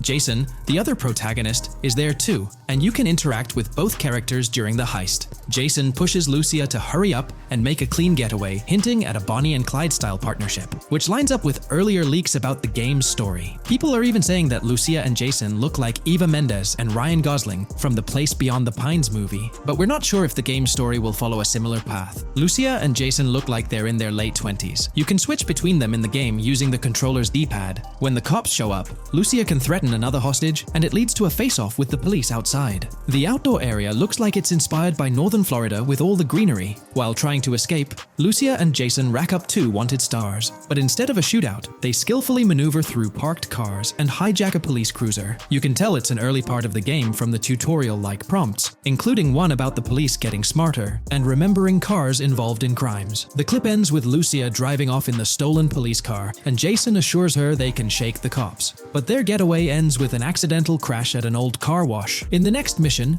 Jason and Lucia hit up a strip club called Jack of Hearts and run into Dre, who's chatting with another lady. Dre talks about his music dreams and hints at someone named Boopy. During this chat, we get messages from two new contacts, Billy and RB Shaw, through a WhatsApp parody. The early footage shows a minimap that looks like the one in GTA 5, with icons that probably stand for missions from characters labeled WM and YJ. As they head up to the VIP second floor, Dre has a run-in with DJ Tip, who's upset about waiting for drinks. Dre steps in, but it's clear that Tip isn't the most popular guy. Dre moves on, and that's where the clip ends. Just remember, this is early development footage, and things might change as the game gets closer to release. Another leak spills the beans on more than 500 world events, encounters, and Easter eggs you'll come across while playing. There's too much to cover, but I'll mention a few interesting ones. You'll find stuff like missing tourists, yard sales with new clothes, an event that's a bit like the insurance fraud thing in Saints Row, a voice in the storm drain that might remind you of Pennywise, a Bonnie and Clyde mystery that spans different places, and a workout challenge that suggests fitness activities are back. Players can also stumble upon an island camp, DUI tests, UFO sightings, an animal house, a swamp safari, and even the possibility of playing some crazy golf. There's a hint that the basketball court might be back too. Events like fishing, Satanist houses, backyard wrestling rings, and mansions with big cats offer a bunch of different experiences in the game world. Now, let's talk about the main locations in Grand Theft Auto 6. Ambrosia has Ambrosia Farms and the Tarmac. Bayside Copperhead, the Everglades or Grass Rivers, Fairyland and Fairyland Forest offer different environments. The Keys region includes places like East Key, Low Key, and spots like a garage, gas station, and liquor store. Lake Okeechobee has a motel, prison, and racetrack, while Little Haiti, North Beach, and North Miami come with places like gas stations, hideouts, and liquor stores. Port Gellhorn offers a variety of spots to explore, like an abandoned building, basketball court, beach, bingo hall, bowling alley, car wash, fishing store, fruit stand, gas station, motel, pawn shop, police station, quick shop, raceway, soccer field, and trailer park. Red Hill has a forest, South Beach features a boardwalk, gym, hotel, Ocean Drive, and park. South Miami Sundown includes a beach and tarmac, and Vice Beach covers Vice City suburbs and Washington Beach. There are also other interesting places like an abandoned hotel, observatory, Fountain of Youth, homeless community, Malibu Club, Monument of Leonida, Redneck Yacht Club, Spaceship House, underwater research facility, and Dinosaur World. According to info from the GTA forums, Grand Theft Auto 6's open world is estimated to be at least 2.5 times the size of GTA 5 ES, giving players a massive world to explore. The game seems to take cues from the successful approach in Red Dead Redemption 2, promising a well-designed open world with intriguing mysteries. We've spotted some real-life Florida locations in GTA 6's development footage, like the Homestead Miami Speedway turned into the Port Gellhorn racetrack, and recognizable places such as Portofino Tower, Sombrero Key Light, Solar Amphitheater Bayfront Park, and Lone Depot Park. Even the 1000 Museum, a high-rise condo in Miami, is in the game, showing Rockstar's attention to detail. A metro map that's a match for Miami's real one suggests a deep immersion in the game world. The lush landscapes and greenery might hint at a move into Georgia, but that's just speculation until we get official word. Details like the Vice City Neighborhood Police Department resembling the Miami Beach Police Department show Rockstar's creativity and world design. As always, we're waiting for official announcements to see how all these elements come together in the final game. Until then, the mystery of Grand Theft Auto 6 keeps fans excited. There's a recent leak suggesting that Alexandra Christina Echevarri could be the voice behind Lucia in Grand Theft Auto 6. Her voice from a demo reel seems to match up with Lucia's leaked dialogue. We've covered a ton of info about Grand Theft Auto 6, from gameplay details to new features. It's important to remember that the game might still be a couple of years away from release, so we'll have to be patient. Now, let's dig into some interesting findings from the leaked clips. We see Jason and his pals hanging out by an in-ground pool in a lower-income neighborhood, cracking jokes about a parody of social media called Life Invader. It's all about brain downloading and poking fun at Jay Norris's demise. Classic Grand Theft Auto humor. The leaked clips also give us a peek into early police AI testing, showing NPCs using cover better during gunfights. In one scene, Jason robs a diner worker with an assault rifle, and we see some dialogue options that look like they're from Red Dead Redemption 2, but they might just be placeholders. Jason's new ability to go prone is a fresh addition to the franchise, and a scene in a thrift or antique shop hints at the option for robbery, maybe even a place to sell stolen items, which adds depth to the gameplay. There are animation tests for Lucia and Jason, doing stuff like jogging, stopping, and ducking to avoid gunfire. Rockstar's developers also tested vehicle crashing physics, with a car driving over an overpass. Highway signs mention North Beaches and Lake Leonida on Interstate 97, with the current exit leading to Washington Beach. In another scene, Jason stumbles upon a shipping container full of cash and a motorbike. Various development clips show changes to the inside of a vehicle, suggesting new vehicle designs or customization options for players. Throughout the clips, there are various interactions with NPCs in the open world, like characters taking selfies, which makes the game's world feel more immersive. Another mechanic borrowed from Red Dead Redemption 2 is the ability for characters to pick up and carry bodies, adding depth to the gameplay. We also see other influences from Red Dead Redemption 2 in different aspects of the game. The weapon wheel system is similar to Red Dead Redemption 2 with limited weapons and items you can carry. Lucia has a loot bag that might be used for robberies or stealing stuff from different places. The inventory system lets players hang on to health kits and other items for temporary buffs, and Jason can pick up and drop weapons from his inventory. In one scene, Jason enters a gang member's territory and takes cover behind a truck, and we see unique animations for characters reacting to getting shot. There's a mention of a jetpack that was previously leaked by Tom Henderson, and it's inside the Jack of Hearts Club. The game includes parody logos for social media like Snapchat, Instagram, and Life Invader. Characters have different hairstyles, and there are realistic details, like Lucia's bra showing under her shirt, which adds to the game's realism. A new feature is the ability for players and NPCs to hold their guns sideways, which changes things up in combat. We also see Jason doing some fancy rifle tricks in the air, and another character in a parking lot shoots at him while holding his pistol sideways. The clips mention animations like Overdose, which hints at unique actions or events in the game. There are hints of horses and horse riding mechanics, likely inspired by Red Dead Redemption 2. The open world is packed with places to explore, like motels, metro stations, restaurants, pawn shops, and supermarkets. Small details like being able to get a gumball from a quick shop machine add to the overall experience. The game adds RPG elements, like managing food, drinks, sweat, fatigue, and even taming animals, which gives players a deeper gameplay experience. There are references to mountain bike ramps and city bike rentals, promising fun cycling activities. The leaked clips talk about loads of weapons, from regular firearms like pistols, shotguns, and rifles, to unusual ones like golf clubs, baseball bats, and crowbars. Players can also use tools like flashlights, binoculars, and lockpicks. Players can stay in motels and hotels, with the Kington Hotel as one option. There's even a pool party with live music for players to attend. References to the Everglades and wildlife like alligators, snakes, raccoons, and birds hint at diverse and unique environments to explore. A cool addition is the ability to shoot while swimming, which adds a new twist to combat situations. With all these elements, Grand Theft Auto 6 promises to be an immersive and engaging gaming experience.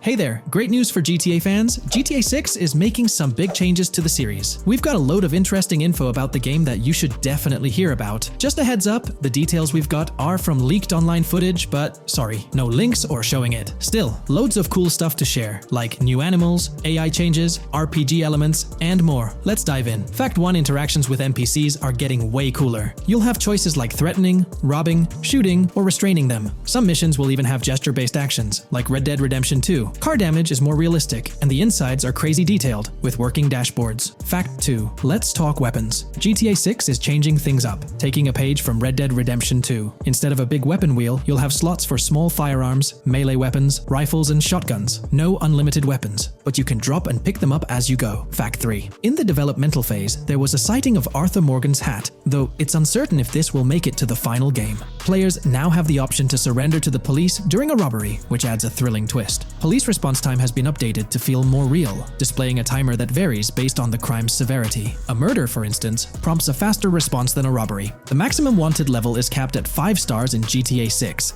and the possibility of a 6-star level seems improbable in the current gameplay being developed. By the way, I'm holding a monthly giveaway for a PlayStation 5. You just need to subscribe and you're entered. Now, back to the video. Fact 4. Police AI has significantly improved from the last game. Instead of rushing in blindly, they now exhibit more realistic and intelligent behavior. If you commit a crime and flee in a vehicle, cops will note the specific vehicle and license plate, making evading them more challenging. Fact 5. Let's talk about the strong emphasis on indoor locations in GTA 6. There's a bunch of different interiors to explore, like nightclubs, motels, hotels, restaurants, pawn shops, supermarkets, fast food joints, gun stores, shooting ranges, and the Vice City Metro Station. Plus, they've added working elevators for a more immersive feel. Interestingly, there's a risk of players getting banned from stores, which adds a twist. Fact 6. Moving on to the characters. GTA 6 introduces two protagonists, Jason, played by Brian Zampella, and Lucia, portrayed by Alexandra C. Echevarri, who happens to be the franchise's first playable female character. You can switch between them instantly. They're also a couple, drawing inspiration from Bonnie and Clyde. Fact 7. Clothing in the game behaves realistically. You can wear accessories like sunglasses, watches, wristbands, and hats in different ways. The detail is pretty cool, with sweat, dirt, and wrinkles adding to the realism. Fact 8. GTA 6, internally dubbed Project Americas, had a codename during development, like GTA 5, called Rush, and Red Dead Redemption 2, Bonnier. Originally, the plan was for a bigger map covering North and South America, but changes in Rockstar's approach scaled it down. Still, it's shaping up to be a memorable experience with its features and locations. Fact 9.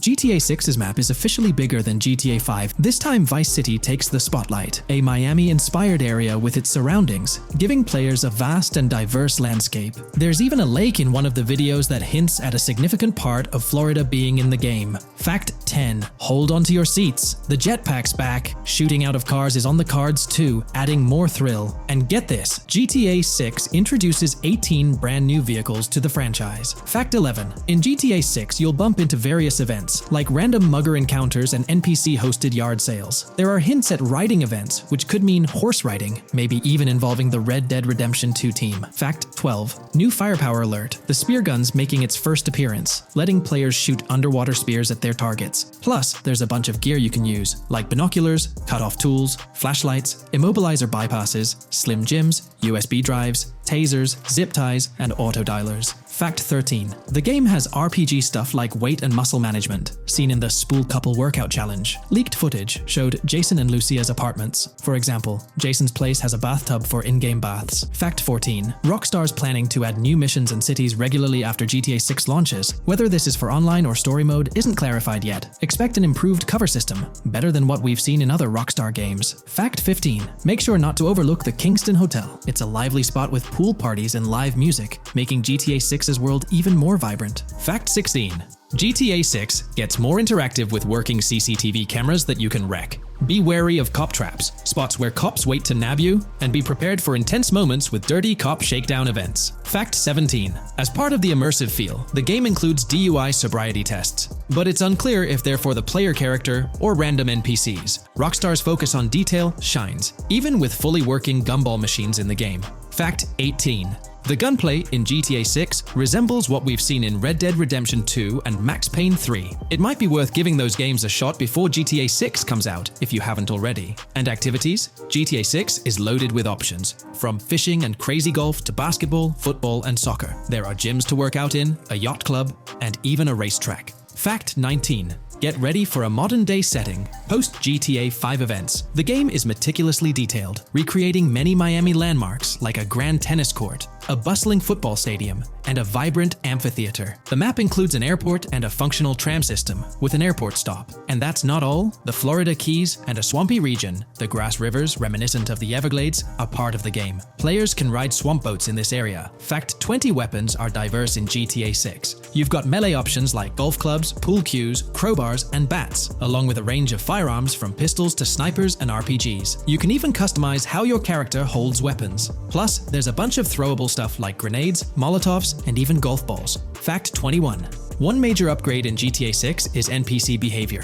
NPCs will come in different sizes and shapes, and their reactions will feel super real. If you wave a gun around, folks nearby might freak out. The game's also getting an intense injury system, including concussions. Fact 22. Next up, the amazing visuals and new features. Your character will grow facial hair naturally over time. Plus, the GTA 6 world will have a social platform called What's Up, kinda like a fun version of WhatsApp. And good news for fans, spoof versions of social media like Life Invader, Facebook, Bleeder, Twitter, and Snapmatic, Instagram, are making a comeback. Fact 23. Now let's talk about our main characters, Jason and Lucia, each with their own and a shared inventory. Your inventory can carry various items like wine, soda, and fruit. Also, there's a duffel bag system for easy transportation of supplies and weapons. Fact 24. Rockstar's being more cautious in storytelling, steering clear of offensive jokes, and being considerate about groups that might feel targeted. The story goes through chapters, like Red Dead Redemption 2's approach. Fact 25. GTA 6 is loaded with side activities, from backyard wrestling and racing to UFO events and beach bonfires. Small stuff matters too, like picking up cans from the ground. Jason and Lucia, the main characters, have special abilities similar to those in GTA 5. Fact 26. Jason and Lucia's safe house is a motel, a hub for their activities. The game's world has various street gangs, each with its own vibe. Characters have different personalities like romantic, cool, pragmatic, chaotic, and pragmatic cool. Fact 27. Gameplay tweaks in GTA 6 include the ability to zip tie NPCs for stealth elements, and the option to carry bodies, adding depth to stealth mechanics. Fact 28. Robberies are a big deal in GTA 6, ranging from big heists to smaller scores. You've got easy scores like hitting bingo body shops, burnout skirts at Cafe Caraway, clothing stores, food trucks, massage parlors, and more. And now, there's even the chance to rob shipping containers, which adds a whole new level of excitement. Fact 29. Gameplay is stepping up. For the first time in GTA, you can crouch and go prone, bringing in some tactical vibes. RPG elements are also in, with hints about hunger leveling and animal interactions, adding depth to the game. Fact 30. Excitingly, the Malibu Club and Ocean View Hotel are back in GTA 6. There are hints at events like Lost at Sea Island Camp and Lost Plane, suggesting possible island scenarios like Guarma from an earlier game. Fact 31. While exploring, you'll meet loads of wildlife, alligators, bears, boars, dogs, snakes, raccoons, birds, frogs, bald cats, and rodents. You'll also spot symbols for plants and toxic waste around the game. Fact 32. In the game, watch out for the Scarface crime scene, maybe a nod to Tony Montana as an Easter egg. There's also a murder mystery called Missing Tourists. Plus, spots for campers are scattered around, hinting at the chance of owning a camper van later. Remember, these details are from development footage, so they might change before the final release. Still, they give us a great peek into what Rockstar's cooking up for GTA 6.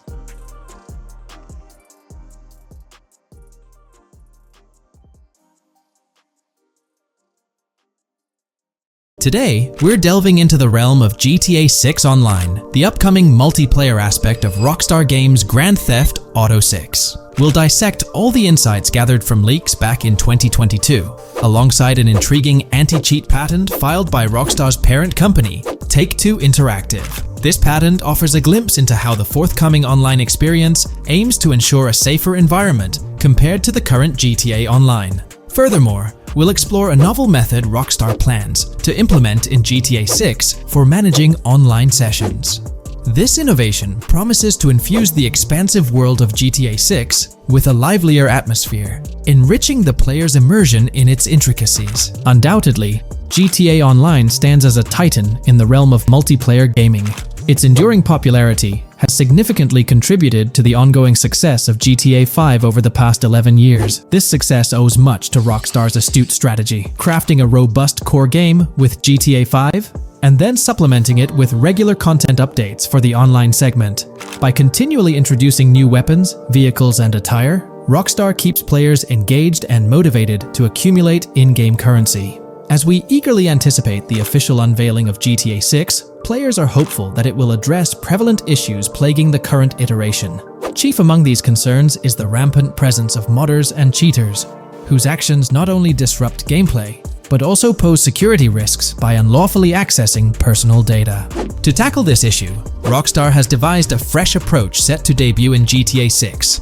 This method aims to bolster the game's security measures. The patent responsible for this enhancement is titled Method and Apparatus for Preventing Cheating in a Video Game Environment by Providing Obfuscated Game Variables. Filed by Take-Two Interactive, Rockstar's parent company, in 2019, this patent outlines a system and method aimed at curbing cheating within video game environments. By disguising game variables in memory, the patent seeks to thwart attempts by players to monitor and manipulate values such as health, ammunition, and in-game currency for unfair advantages. Traditionally, developers combat such exploits by encrypting, coding, or obfuscating the location of these values, alongside implementing integrity checks to detect unauthorized modifications. However, these methods have drawbacks, as they often impact game performance and inadvertently expose variable locations to savvy attackers. Rockstar's innovation lies in masking the whereabouts of these variables, offering a more robust defense against cheating in GTA 6's online.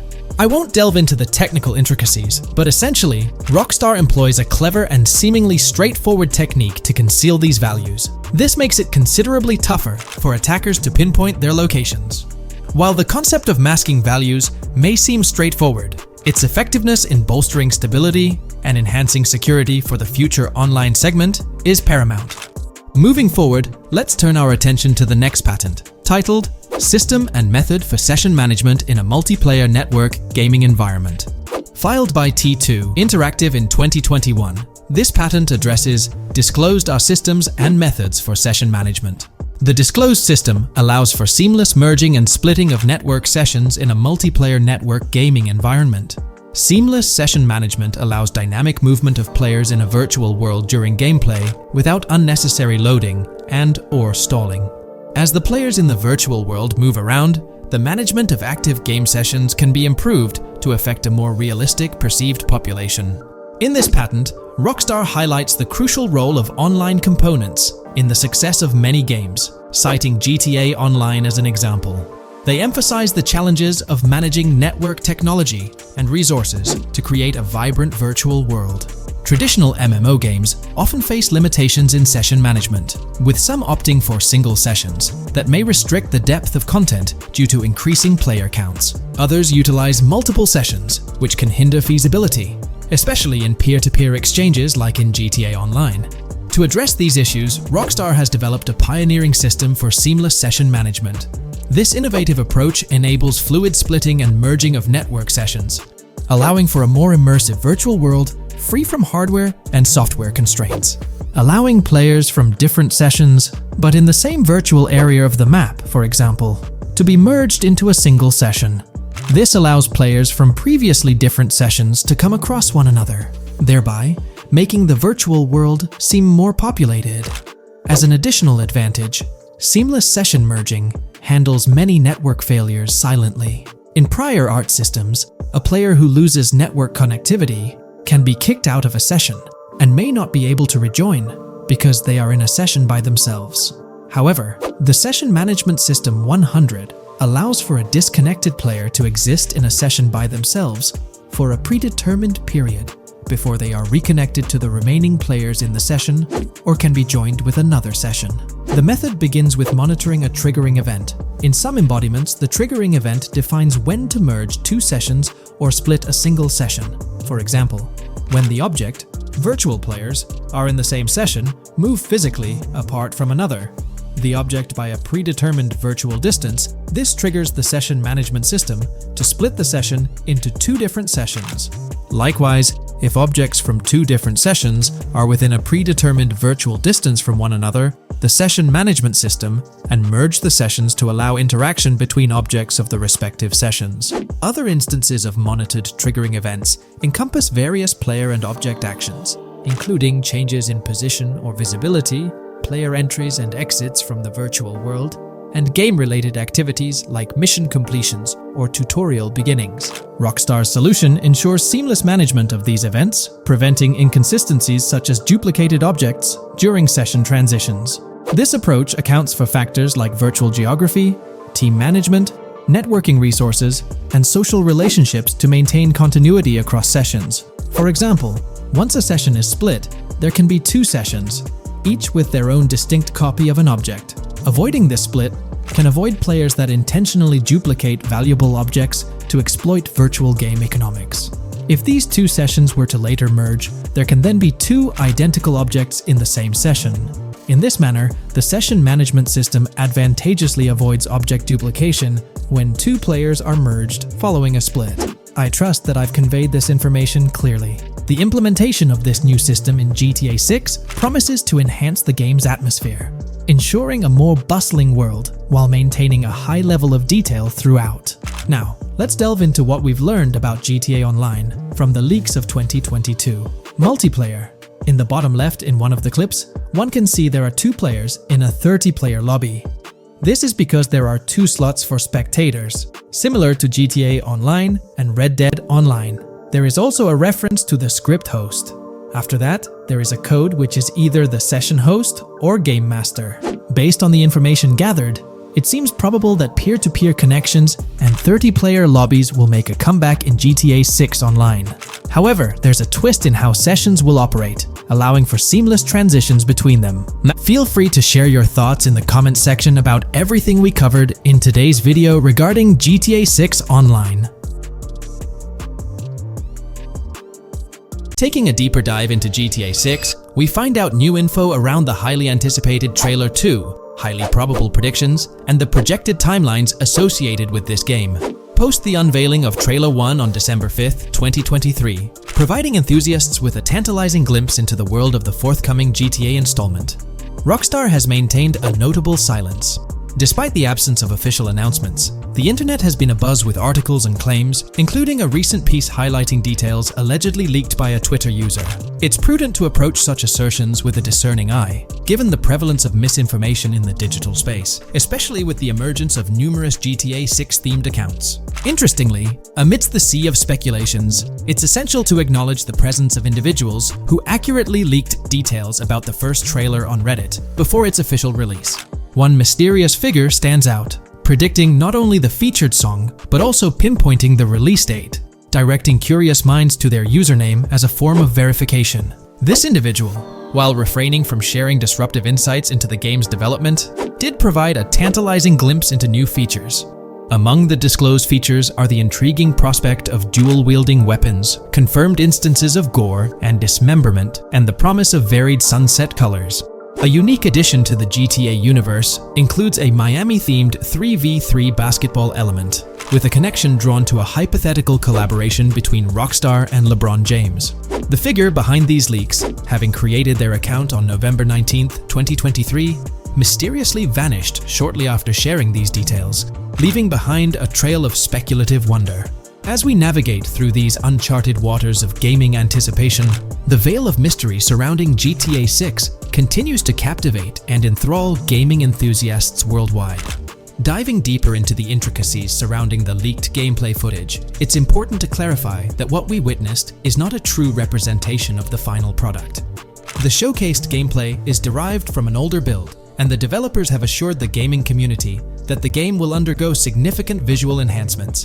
This preliminary look is merely a glimpse, offering little resemblance to the expansive and refined map that will unfold when the game is officially released. In evaluating the validity of information, it's pertinent to underscore that Jamie King's perspectives on GTA 6 hold little value, and the credibility of the Reddit leak stands stronger. As is customary in the gaming landscape, a level of skepticism is warranted, particularly given the prevalence of misinformation circulating through various GTA 6-related accounts. Now, turning our focus to the anticipation surrounding the release of the second trailer for GTA 6, historical trends provide valuable insights.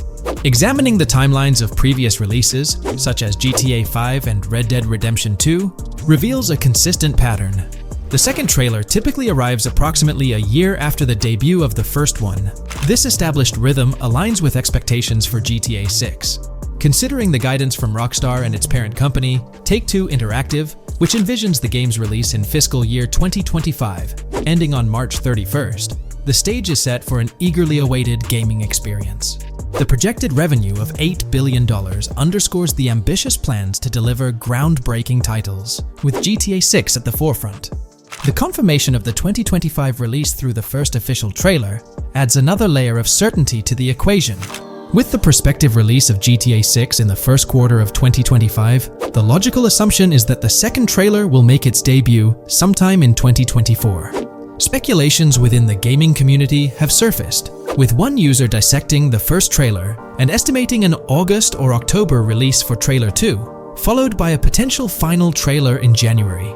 The sentiment resonates with the idea of maintaining momentum and sustaining excitement among fans. An intriguing twist enters the narrative with the potential release of the PS5 Pro in November, suggesting a strategic move to reduce the waiting time for additional information.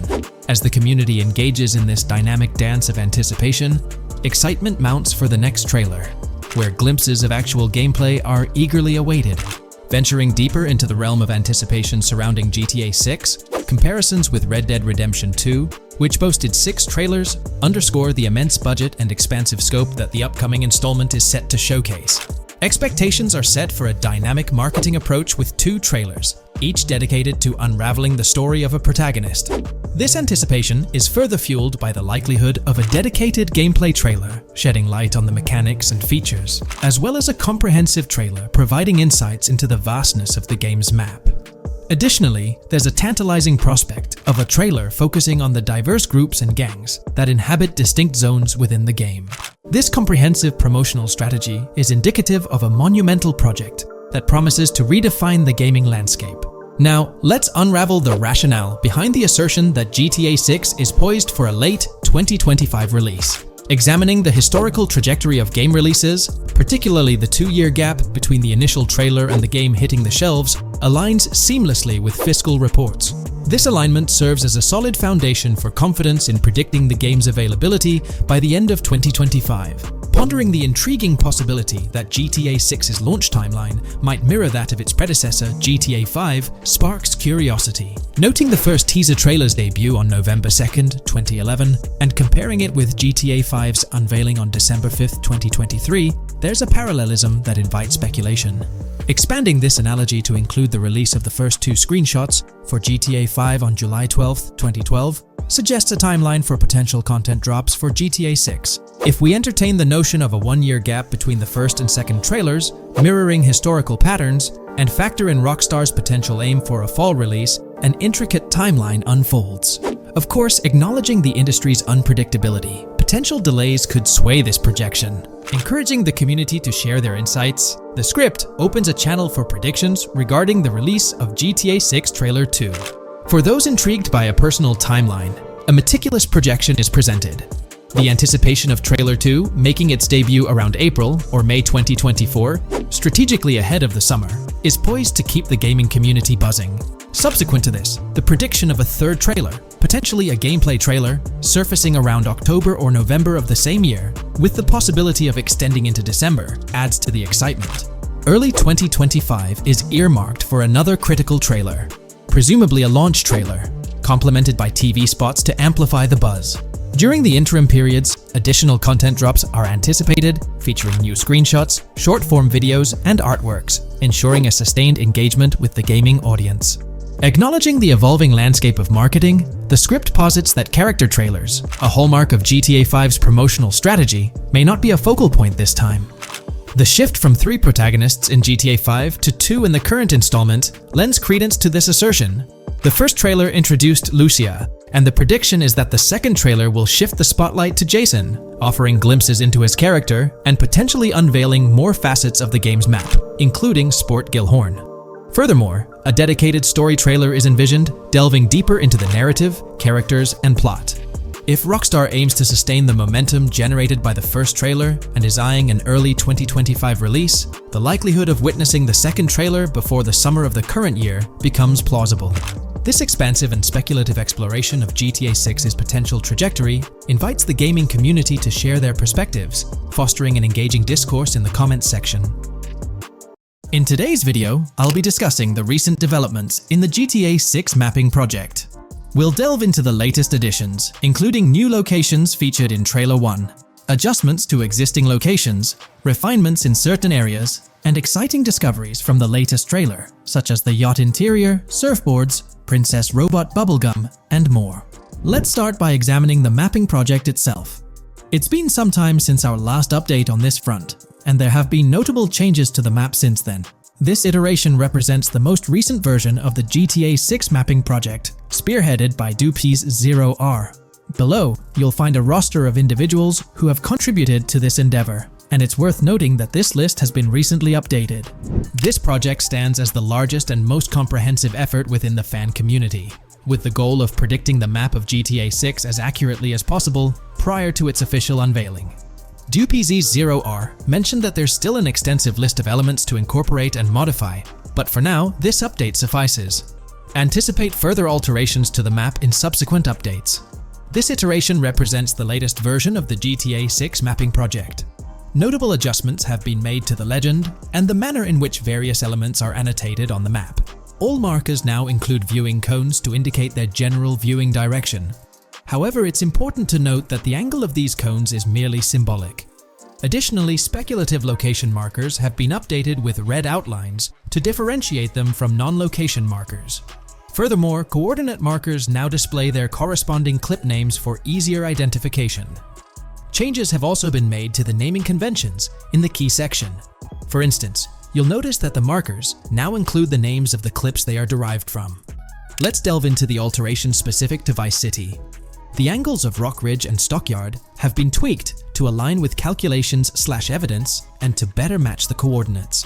By observing the outlines, you can see that both the Rock Ridge and Stockyard areas have been subtly adjusted, ensuring a more cohesive layout.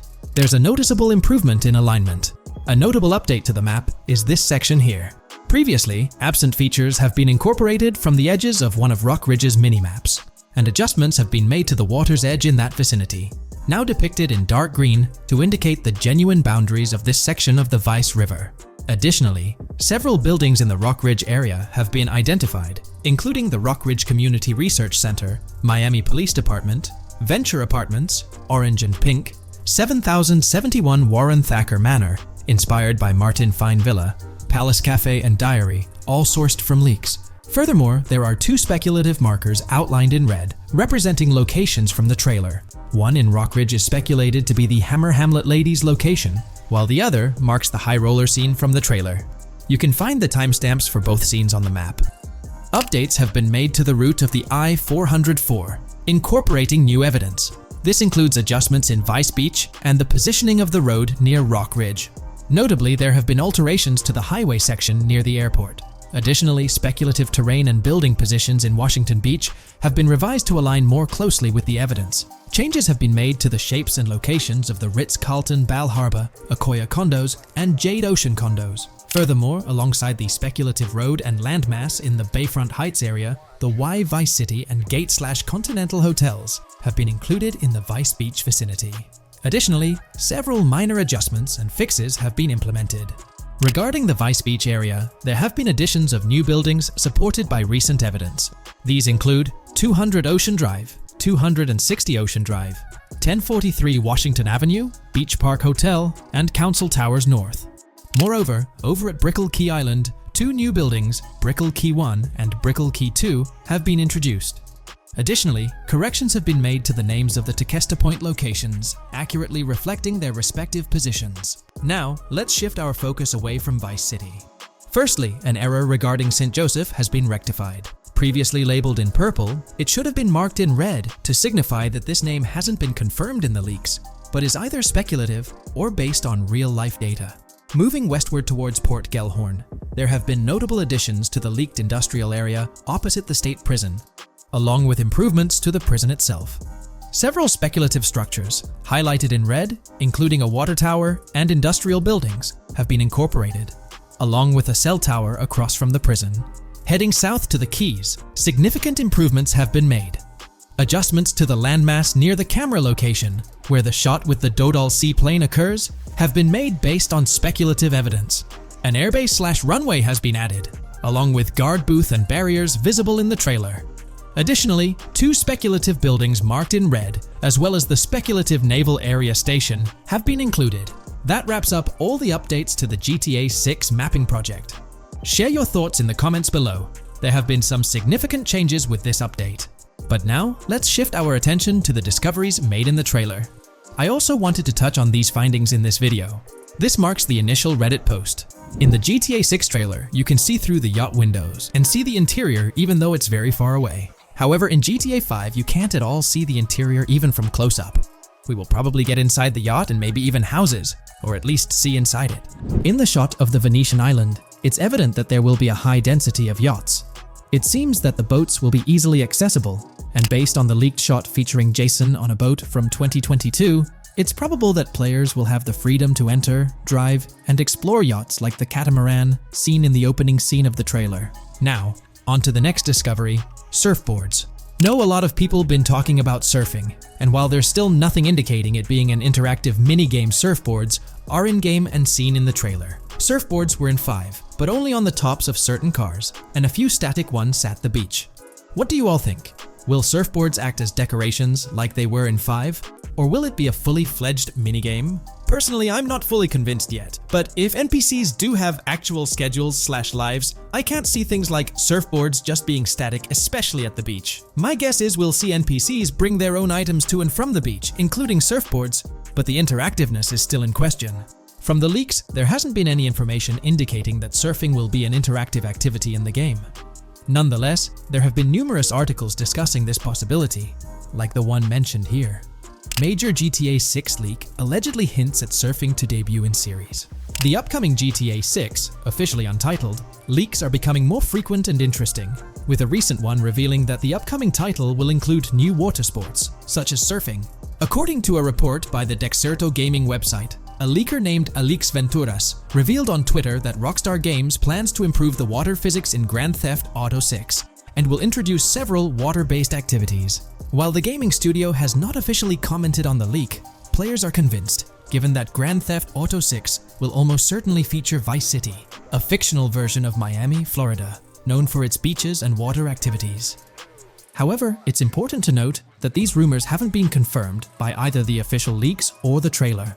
It remains to be seen whether these surfboards will merely serve as decorations. Now, on to the next and final discovery I'd like to highlight in this video, which might just be your favorite. Princess Robot Bubblegum is confirmed to be in GTA 6. Just like the Righteous Slaughter game series, Princess Robot Bubblegum is seen on a shirt, and will most likely return with more episodes. The series originally appeared in The Ballad of Gay Tony, and again with more episodes in GTA 5, making this the third appearance. There's been quite a buzz about Jason, one of the main leads in the highly anticipated Grand Theft Auto 6. People are spinning theories left, right, and center, suggesting he might be an undercover cop, an agent, an ex-cop, or even someone with a military background. It's been the talk of the town ever since the first official trailer dropped. Now, I've got to warn you, what we're about to discuss might just spoil a bit of the GTA 6 storyline for you. But hey, if you've been keeping tabs on the GTA 6 grapevine, chances are you've already heard murmurs about these theories. Now, I gotta stress, folks, that as exciting as these speculations are, they're just that, speculations. Nothing set in stone. But here's the deal. There are some interesting things in Jason's outfit from certain glimpses in the trailers and Rockstar's promotional stuff that sort of fuel these speculations. They're like breadcrumbs teasing us about Jason's potential undercover identity.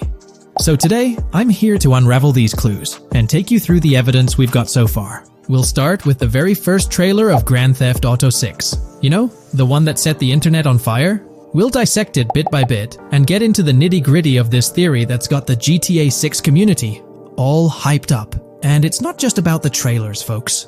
Oh no, there's a whole treasure trove of articles out there discussing findings made by fans, diving into details, and connecting dots. We're gonna sift through all that too. And hey, while we're at it, let's not forget about the actors.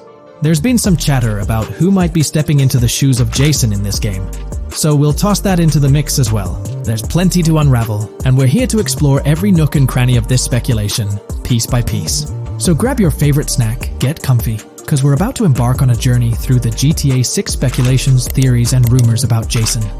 Let's start off by jumping into this interesting Reddit post. I've seen some speculation that Jason is an undercover cop makes sense since we see first-person gameplay of a police raid. I'm guessing he falls in love with Lucia, and his storm between his duty and his love could be not true, but it seems like it would be a good twist in something Rockstar would do. Okay, let's take a deeper dive into this scene where we encounter these 4 police officers. They're pretty unmistakably cops with that distinct police badge on their body armor. It's crucial to note the small details here, especially regarding their attire, as it might hold some key information. Now, among this squad of officers, there's one guy who stands out from the rest. He's chilling on the far right, sporting a casual white tank top, while the others are all suited up in body armor, their caps turned backward. This difference suggests a hierarchy within the group, making us wonder if this dude's perhaps a higher up or holds a different position within the force. The intriguing part, though, is the context of this scene. It feels like a pivotal moment, almost as if these officers are significant characters in the narrative. But let's pump the brakes a bit. It's all speculation at this point. We can't be certain of their importance or their roles in the storyline just yet. Now, let's loop this back to Jason, the main focus of our attention. There's a striking connection here. The cop on the far right and the one in the middle, both sporting these distinct olive green cargo pants. These pants seem to be a part of their uniform, something that catches the eye. But here's the twist. The same style of cargo pants is seen on Jason in the official Grand Theft Auto 6 artwork released by Rockstar. Coincidence? Maybe, but it feels like too much of a match to ignore. What's up with these pants? Is it a fashion trend among the police force in the GTA 6 universe? Or could it be hinting at a deeper connection between these officers and our protagonist Jason? The plot thickens, and we're left to ponder the significance of these subtle visual cues. Is there a backstory linking these officers to Jason? Or is it merely a design choice by the creators to establish a visual pattern? We're left with questions, my friends. Questions that make us itch to uncover more about this intriguing storyline. So, buckle up as we continue this investigation, piecing together clues and theories, aiming to decipher the enigmatic links between these officers and our mysterious main character, Jason. There's a whole world of possibilities waiting to be explored within the realm of Grand Theft Auto 6. Let's dive into this article by Exputer that further supports this rumor. GTA 6 fans have been busy digging into the lore of both protagonists since the trailer dropped. It appears that users may already have found notable details about Jason. A slew of forums and posts have popped up with speculations with evidence that complies with prior findings. A post by the Redditor, Jack_Torrance80, on the GTA 6 subreddit solidifies the past rumors that clarified that Jason would start the game as a cop. The pants worn by the protagonist in the GTA 6 poster are a part of the official uniform of Miami-Dade Police. The green cargo pants are the same color used by the Miami-Dade Police SWAT team. Additionally, the inclusion of body cam footage in the trailer may also imply his past background as a cop. It is speculated that he was dismissed from the service during the events of the game, having to continue his life as a petty thief. In the side-by-side comparison, you'll notice something intriguing. Those pants on the right in the image are an exact match to the ones worn by those police officers in the trailer clip. The detailing with those black bands and the gun holsters, it's all there. But here's where it gets interesting. Jason, in the official artwork, doesn't seem to have any of those gun holsters. It's as if he decided to part ways with that gear when he left the police force, holding onto only those distinctive pants. Now, about that white tank top he's sporting in the artwork, it bears a striking resemblance to the one worn by the cop, positioned on the far right in that clip. It's these little connections that make you wonder if there's more to it than meets the eye. Could it be a deliberate choice by the creators to hint at Jason's past, subtly linking him to the law enforcement world? Or is it just a coincidence? In the comments of the Reddit post, a user says, he is probably a dismissed cop or soldier, got too desperate and started to do petty crimes. Lucia brings him the local connections and scores, and he uses his former police training skills in weaponry and vehicles. A dismissed corrupt cop or soldier, a freshly out of jail ex-prisoner. Victor Vance and Tommy Vercetti. And there could be more parallels between these two pairs of characters if you think about it. Vic was being betrayed again and again in his storyline. When he finally decided to quit, his brother pushed him to enter another deal with Tommy, which eventually killed him. Tommy, on the other hand, is a more cunning and ambitious person. He promised Rosenberg to leave him a piece of his Vice City empire, but later abandoned him and left him exiled in Las Venturas. These observations really bring up some compelling comparisons, especially when looking at Tommy Vercetti and Victor Vance from previous GTA installments. There's a chance we might see echoes of similar themes or storylines reflected in GTA 6, which lines up nicely with what Rockstar teased in the trailer. Let's zero in on Jason's haircut. It's clean cut and short, a style often associated with law enforcement or military personnel. That detail might not be just a coincidence.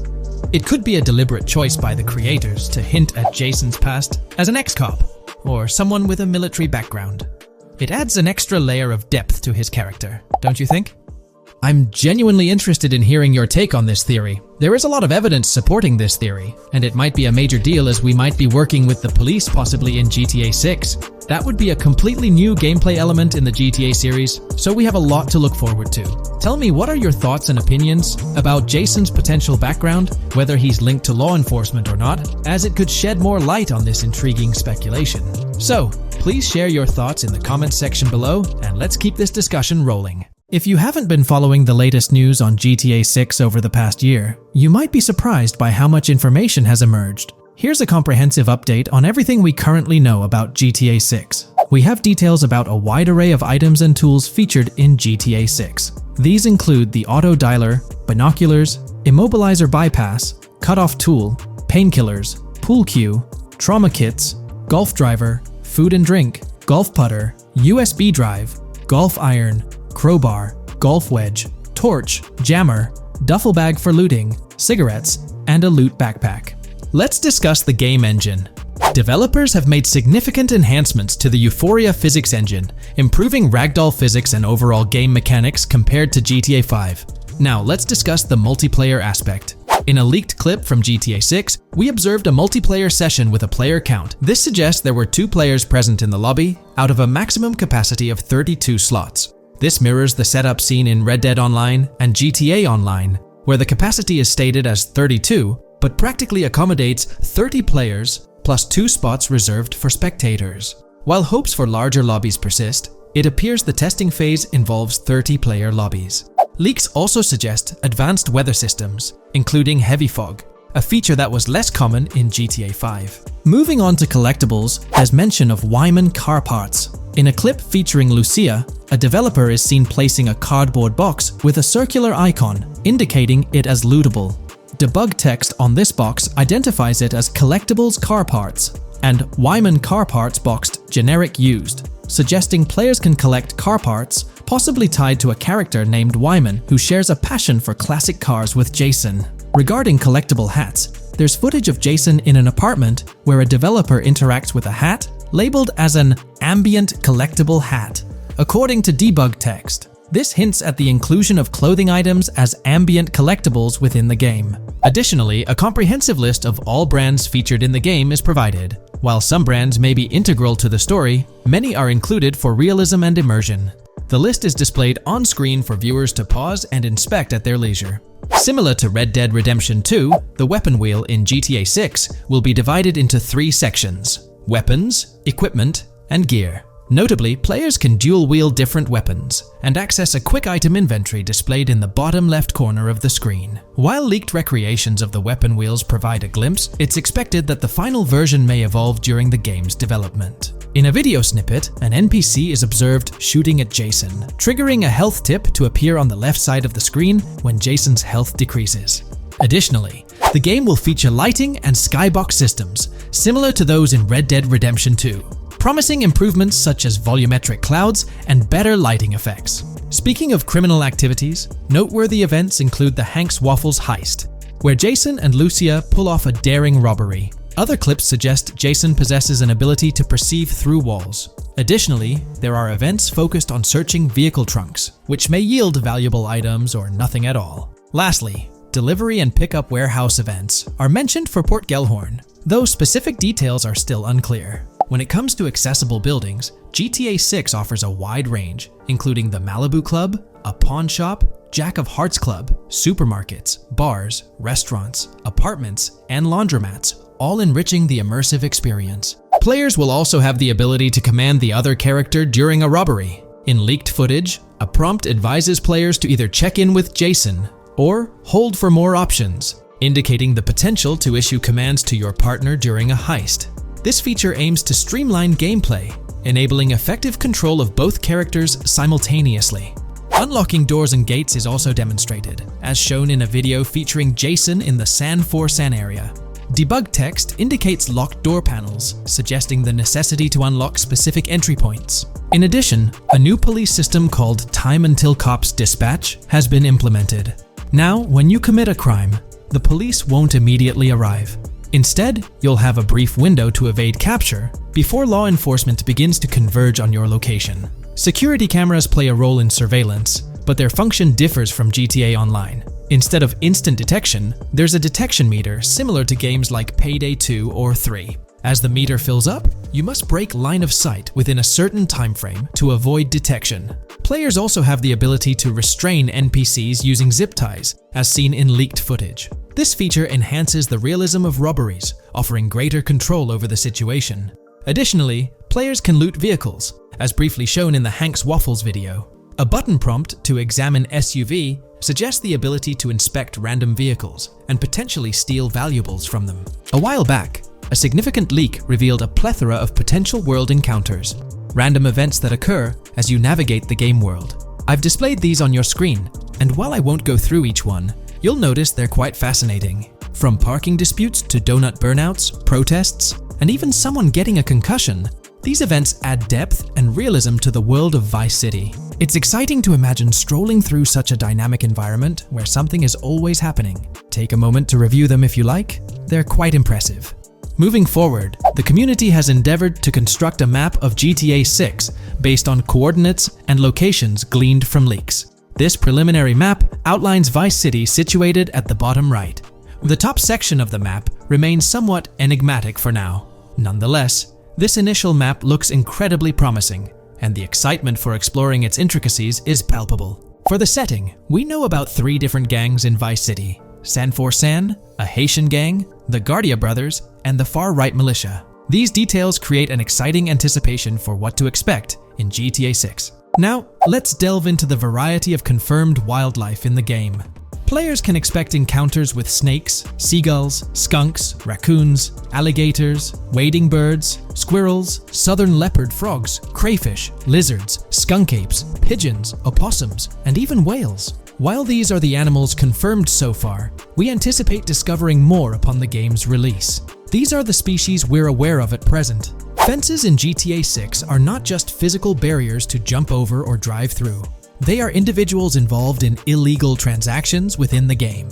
Acting as middlemen, these characters buy illegal items from players to resell them to others. Now, let's explore the AI witness system and police recognition feature, which are notably significant. In the Hank's Waffles robbery video, beneath the wanted level stars, there's a mention of full description, suggesting that witnesses can provide detailed information about you. This implies that once identified, the police will recognize you. When Lucia enters a police vehicle, there's initially no vehicle description, but this quickly changes to a full vehicle description. This indicates that law enforcement will possess detailed information about your vehicle. Moreover, the text warns that any vehicle seen entering will be noted by the authorities. This suggests that even after losing a wanted level, if spotted again in the same vehicle, the police will pursue and apprehend you. During the robbery scene, Jason attempts to prevent customers with yellow icons above their heads from calling the cops or fleeing. Additionally, a female NPC inside the diner exhibits similar behavior, with her icon flickering as Lucia leaves, turning red when surrounded by cops, and then fleeing upon spotting Lucia. These advanced NPC systems indicate a more sophisticated interaction model. Regarding item sharing, Jason and Lucia appear to be able to share items between them. For instance, in one clip, Jason steals items from containers, keeping some for himself while sharing others. Regarding sound design, it's no surprise that GTA 6 will feature more realistic soundscapes. Weapon sounds are crisper and more authentic, with increased volume for a more immersive experience. The impact of bodies hitting the floor will have a deeper thud, creating a more visceral effect. Police sirens will reverberate off buildings and environmental elements more realistically, while the sound of items will vary depending on the surroundings. For instance, if you're in a shipping container, sounds will echo more, adding depth to the auditory experience. Overall, these sound enhancements aim to emulate real-life scenarios more accurately, contributing to the game's realism. Moving on, we have an extensive list of every confirmed vehicle slated to appear in GTA 6, sourced from both the game files and leaks. I covered these in detail in a previous video, so I won't repeat them here. However, I've provided them on your screen for your reference. If you're interested in exploring the full list yourself, you can find them on page 30 of the document. The game features improved vehicle damage and handling, as seen in clips where crashes result in realistic effects, like splitting front fenders and bending car hoods. Furthermore, car interiors now include a functional GPS and waypoint system, enhancing immersion, especially in first-person driving. Players also have the option to enter a car from the passenger seat, adding a touch of realism to gameplay. These details highlight GTA 6's commitment to intricate design elements, evident in its meticulous attention to detail throughout the game. In addition, several new gameplay mechanics have been revealed. Players will now have the ability to walk while in cover, a long-awaited feature that introduces prone movement for the first time in GTA gameplay. Loot bags will allow for storing additional items, and players can now drop and pick up weapons. A new under fire animation has been introduced where characters cover their faces during combat, and players can opt to self-revive after sustaining heavy damage. Other significant mechanics include the ability to switch shoulders while aiming down sights, grappling during hand-to-hand combat, and the introduction of buddy communications and a buddy ping system. This system, likely shared between protagonists Jason and Lucia, remains intriguing, with its full functionality yet to be revealed. Additionally, a new cover mode has been introduced, altering the way shooting from car windows is executed. Characters will now fully lean out of windows, enabling full 360-degree shooting. Furthermore, a new ability system has been introduced, potentially exclusive to Jason, allowing for a form of wall perception. Whether Lucia will possess this ability remains uncertain. Players can also interact with a greater variety of objects and NPCs, engaging in actions such as carrying bodies, committing robberies, issuing threats, and conversing during criminal activities. Moreover, the ability to pick up additional items, such as beer bottles and cans, enhances the overall gameplay experience. Let's explore some of the exciting new gameplay systems.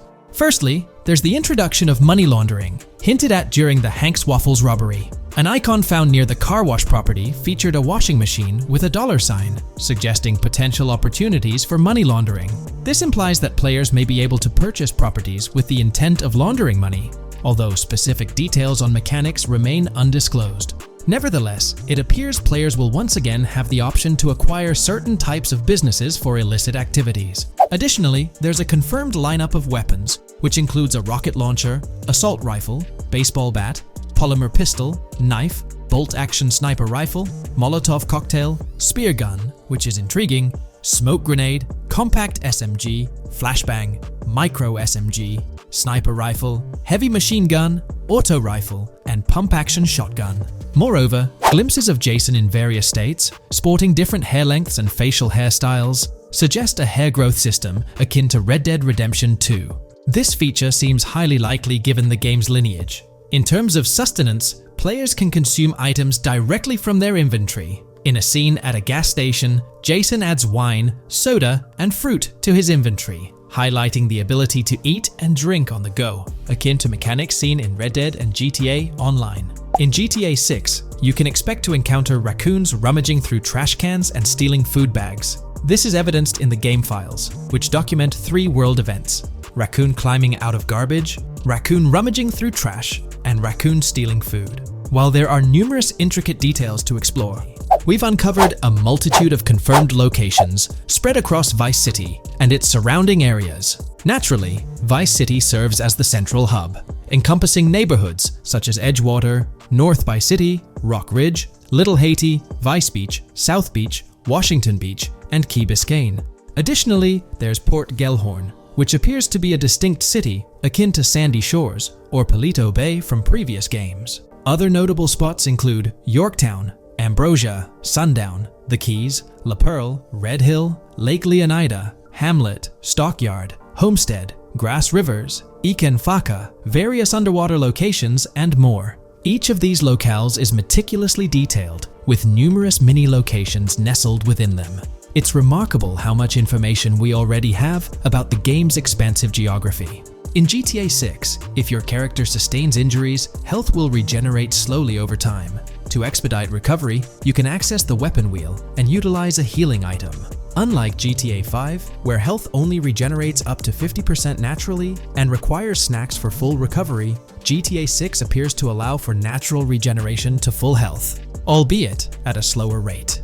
While not officially confirmed, it's implied that using a medical item will accelerate this healing process. Regarding open-world activities, there are 7 confirmed activities thus far: dice, golf, fishing, races, adventuring, shipments, and delivery van events. A video showcases a delivery van event near the industrial area of Port Gellhorn, featuring active security cameras that add complexity to potential heists. 2 distinct event types mentioned in the events list are Pragmatic Cool and Chaotic Romantic, introducing a new event type called Cop Trap, strategically placed in various locations across the map. The confirmed locations are displayed on your screen, indicating that law enforcement will deploy different tactics to apprehend you.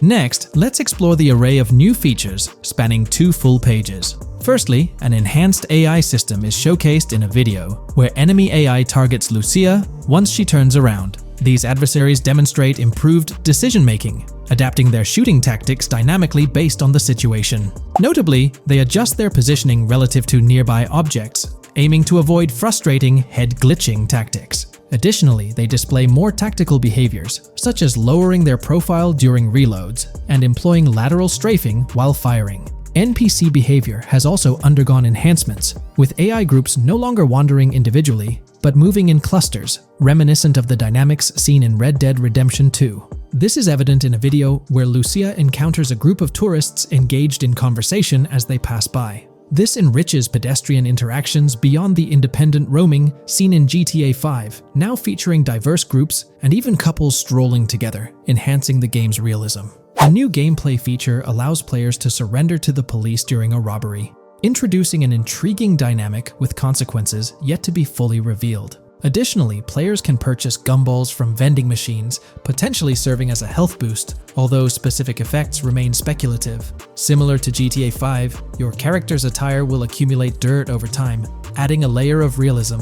Hacking will also be a significant element, with Lucia seen carrying various hacking tools, though it's unclear if Jason will have access to these tools as well. Previous leaks suggested Lucia's role as the designated hacker, but further details will emerge in due course. Expect an enhanced car hijacking system in GTA 6. For example, the inclusion of an immobilizer bypass suggests that stealing luxury cars will be more challenging. Additionally, a tool called a Slim Jim will be used to unlock older vehicles, adding complexity to car theft.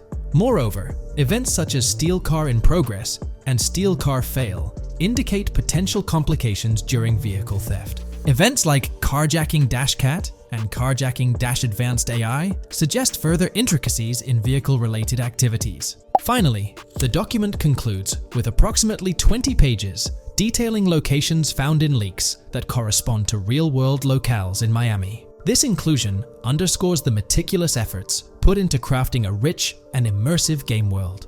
When we talk about the positive aspects of this partnership, it's essential to highlight the potential benefits that can emerge from Rockstar's newfound support for the modding community. One of the significant upsides is the acknowledgement of the brilliant and skilled developers behind the modding scene. For years, these developers have worked tirelessly to create unique and engaging experiences within the GTA universe. With Rockstar stepping into a collaborative space with CFX, there's an opportunity for a more symbiotic relationship. The infusion of official support could mean more resources, tools, and encouragement for modders to continue pushing the boundaries of what's possible within the GTA ecosystem.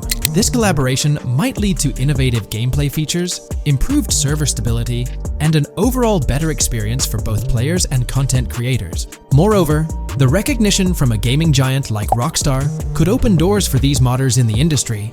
It may pave the way for potential collaborations, official partnerships, or even job opportunities within the gaming development sphere. This, in turn, could elevate the modding community to a more prominent and respected position within the gaming landscape.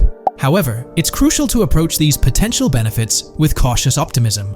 While the partnership appears promising on the surface, the reality lies in how Rockstar manages the delicate balance between maintaining control over its intellectual property and allowing creative freedom for the modding community. The outcome will heavily depend on Rockstar's willingness to foster collaboration, rather than imposing strict regulations. As GTA 6 draws closer, the impact of this collaboration will become more apparent. Whether it becomes a model for future partnerships between game developers and modders, or encounters challenges that hinder its success remains to be seen.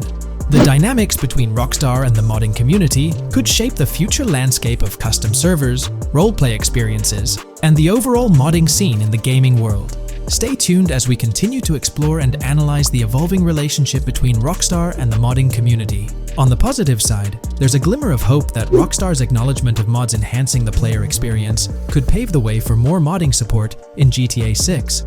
This shift in perspective might lead to a more collaborative environment, where modders can contribute to the game's richness without fear of stringent restrictions. With Rockstar officially and financially supporting FiveM, the CFX team gains more resources to elevate the GTA 6 server. This could mean a server even more impressive than the ones they currently run. The fact that FiveM is now a Rockstar Games product suggests a vested interest in its success, promising additional funding and manpower to ensure its flourishing. An intriguing prospect emerges concerning the accessibility of custom servers. Currently limited to PC players, there's speculation that GTA 6 might integrate dedicated servers within the game itself, eliminating the need for external programs like FiveM. If this unfolds, it opens the door for console players to join the custom server experience, broadening the player base and community. Moreover, Rockstar seems to be attuned to fan desires.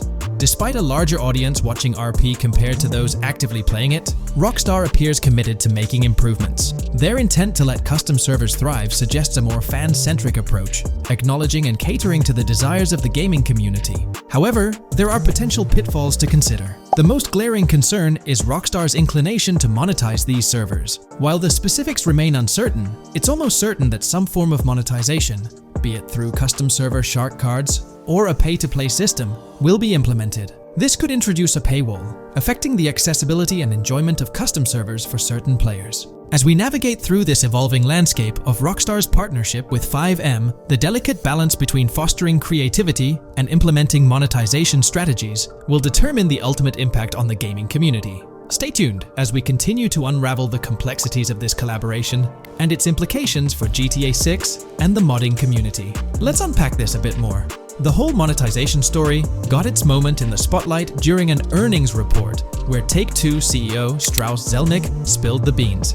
He essentially said, "If folks are messing around with our intellectual property, why not make a buck or two?" It's a straightforward business move, really. Taking a page from the unprecedented success of GTA Online, it seems like Rockstar caught a glimpse of how these free servers could turn into a money-making machine. Now, the potential downside of this situation lies in the realm of competition. Rockstar's got its A-team working on the custom servers gig. That means anyone outside the Rockstar circle trying to whip up something akin to FiveM is practically painting a target on themselves for a cease and desist. Let's face it, Rockstar might have eyed this strategic move with FiveM from the get-go. However, with those servers gaining crazy popularity and the game becoming a sensation on Twitch and YouTube, shutting it down wouldn't have been the smart play. Instead, they pulled off a masterstroke, acquiring the team behind the biggest servers, effectively cornering the market and positioning themselves to profit from any potential imitators. Now, with GTA 6 on the horizon and servers in the works, Rockstar's sitting pretty. Some in the gaming community are even giving them a nod for finally throwing a bone to the community. But, and there's always a but, at the end of the day, Rockstar's the one making the rules. We'll all have to toe the line because, quite frankly, there won't be any other alternatives in the neighborhood. So, buckle up for Rockstar's GTA roleplay. It's going to be a wild ride. The landscape has already witnessed the repercussions, with servers and mods being handed the shutdown ticket for not playing by Rockstar's latest rulebook. The new mandates include a strict no to real-life vehicles, mission mods, and porting old Rockstar maps or assets rules that weren't in the playbook just a couple of years back. Now, while the financial backing from a mega corporation might seem like a savvy move on the surface, there's a lingering skepticism about whether it'll blossom into the fairy tale ending we've all been envisioning. It's a bit premature to slap a final verdict on the fate of FiveM once GTA 6 hits the stage. Now, let's consider the potential repercussions for the vibrant RP community. While the partnership between Rockstar and FiveM could bring about positive changes, there's an underlying worry within the RP enthusiasts. The fear is that with increased control and potential monetization, the organic and immersive RP experiences that players have come to love might face disruptions. RP communities thrive on creativity, flexibility, and a sense of autonomy. If Rockstar's influence leads to more rigid guidelines, it could alter the dynamic of these communities, potentially affecting the unique narratives and interactions that make RP servers so engaging. As we contemplate the potential impact, it's essential to look beyond the immediate horizon of GTA 6. The dynamics established through this collaboration could set a precedent for future interactions between gaming giants and modding communities across various games. Whether it becomes a model to be emulated or a cautionary tale will be closely watched by both players and industry stakeholders. The future of FiveM and the broader modding community remains uncertain as GTA 6 inches closer to release. While concerns exist, there's also room for hope. The collaboration might lead to a harmonious blend of official support and community-driven creativity, enhancing the gaming experience for everyone involved. As players, content creators, and modders navigate this uncharted territory, the one constant is the love for the game and the shared hope for a positive evolution in the gaming landscape. Taking a stroll down memory lane, Rockstar's track record with monetization doesn't exactly calm the nerves. Add to that the current scenario where they're laying down the law for the CFX team, dictating what's permissible and what's not. This conjures up a cloud of uncertainty regarding the future of both FiveM servers and the broader modding community. Personally, I'm a big fan of RP servers and that immersive content. It's my cup of tea. The idea that the same company that set the stage with GTA 5 might potentially tarnish FiveM, turning it into a monetized maze with no alternatives, that's a bit of a buzzkill.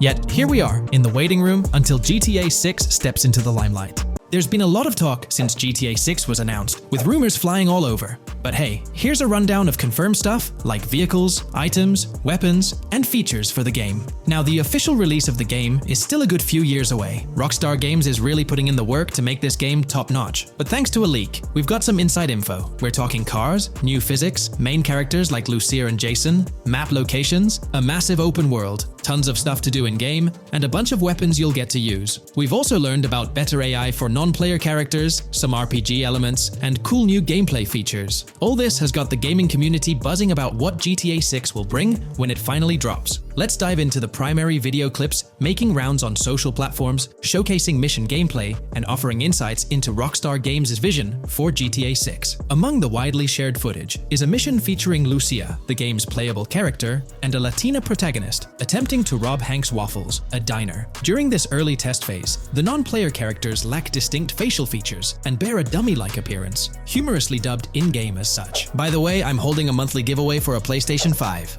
You just need to subscribe and you're entered. Now, back to the video. The NPC's responses are influenced by Lucia's aggressive actions, with various animations depicting the fear evoked by the robbery, akin to the dynamic NPC reactions seen in Red Dead Redemption 2. In the diner heist, Lucia has the option to aim her handgun at a hostage, providing players the choice to either rob or engage in hand-to-hand combat. Managing the hostage adds depth to criminal activities in the game. Jason, the white male protagonist, is also involved in the robbery, allowing players to interact with both characters during the encounter. Jason urges Lucia to act swiftly and escape without a trace, hinting at a relationship reminiscent of Bonnie and Clyde, aligning with previous leaks regarding the game's storyline. The character's appearance bears similarities to actors Eva Mendes and Ryan Gosling from The Place Beyond the Pines, though it remains uncertain if the narrative will mirror the movie's plot. Lucia and Jason appear to be in their late 20s, and the game incorporates a character-switching mechanism seamlessly activated through the controller's D-pad. As the police arrive, Lucia can menace another hostage, leading to a showdown with law enforcement outside. The intricate design of the outdoor area suggests a setting modeled after northern Florida, characterized by lush vegetation.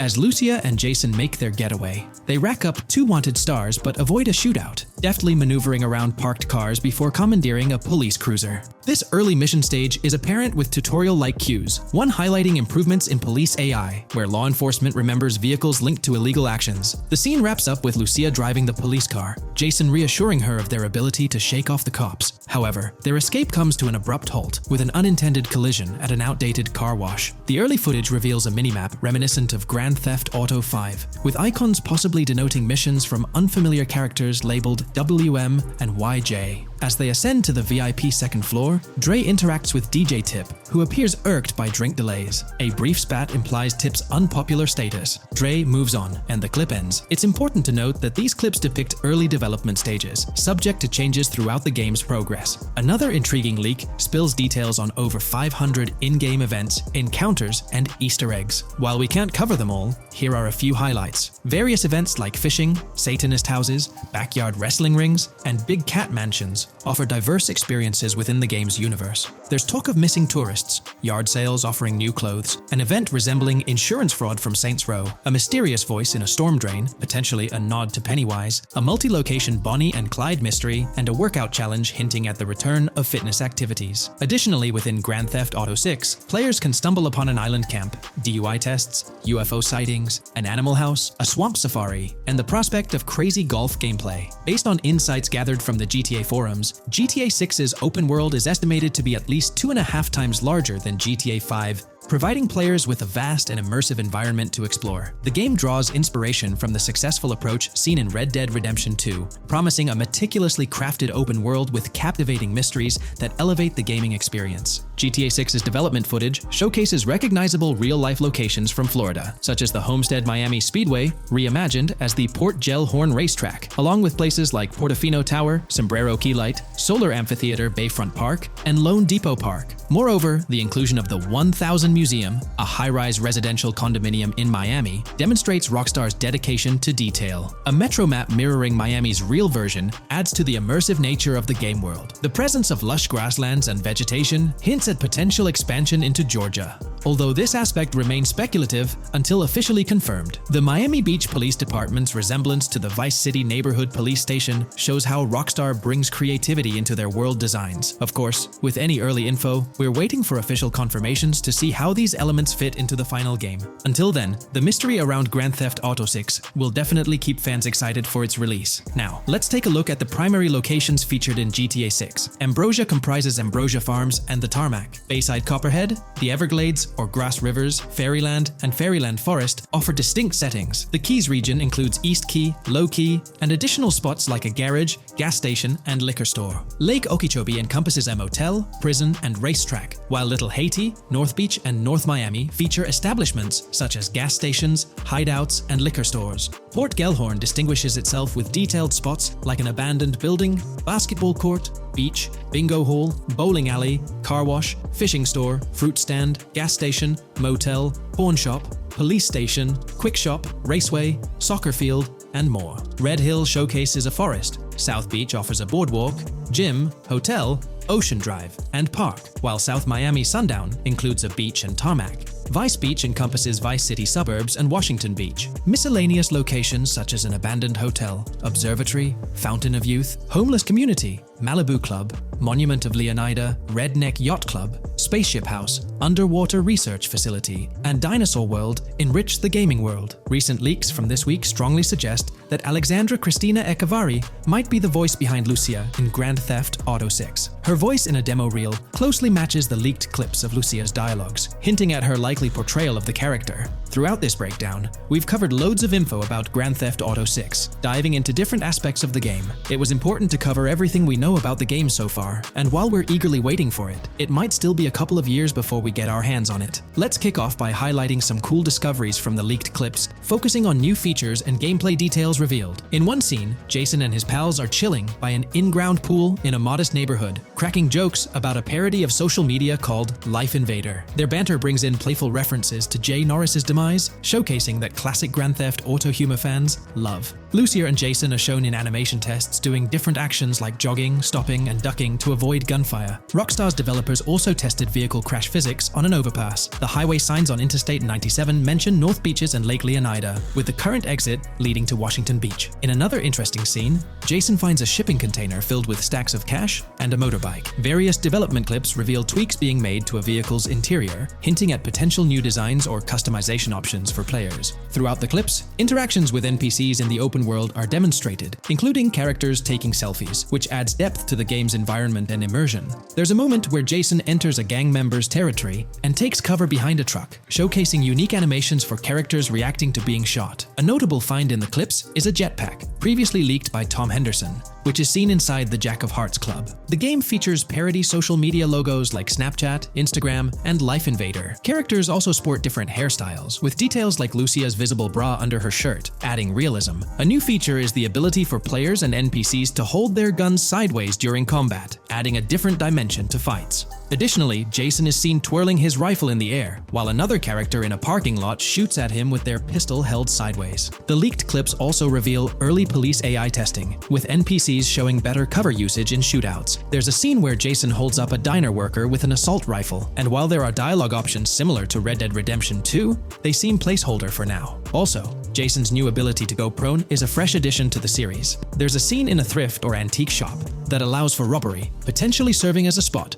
to sell stolen items, adding depth to the gameplay. Another feature borrowed from Red Dead Redemption 2 is the ability to pick up and carry bodies, which adds complexity to gameplay. Red Dead Redemption 2's influence can be seen in several other aspects of this game too. The game brings in several RPG elements, like managing food, drinks, sweat, fatigue, and even taming animals, giving players a deeper gameplay experience. References to mountain bike ramps and city bike rentals promise enjoyable cycling activities. The leaked clips mention a bunch of weapons, from firearms like pistols, shotguns, and rifles, to unusual ones like golf clubs, baseball bats, and crowbars. Players can also use equipment such as flashlights, binoculars, lockpicks, and more. Additionally, players can stay in motels and hotels, with the Kington Hotel being one of the options. There's even a pool party with live music for players to check out. References to the Everglades and wildlife like alligators, snakes, raccoons, and birds suggest diverse environments to explore. The The weapon wheel system, similar to Red Dead Redemption 2, limits the number of weapons and items players can carry. Lucia can carry a loot bag, possibly used for robberies or stealing from different places. The inventory system allows players to carry health kits and other items for temporary boosts, and Jason can pick up and drop weapons from his inventory. The clips hint at animations like overdose,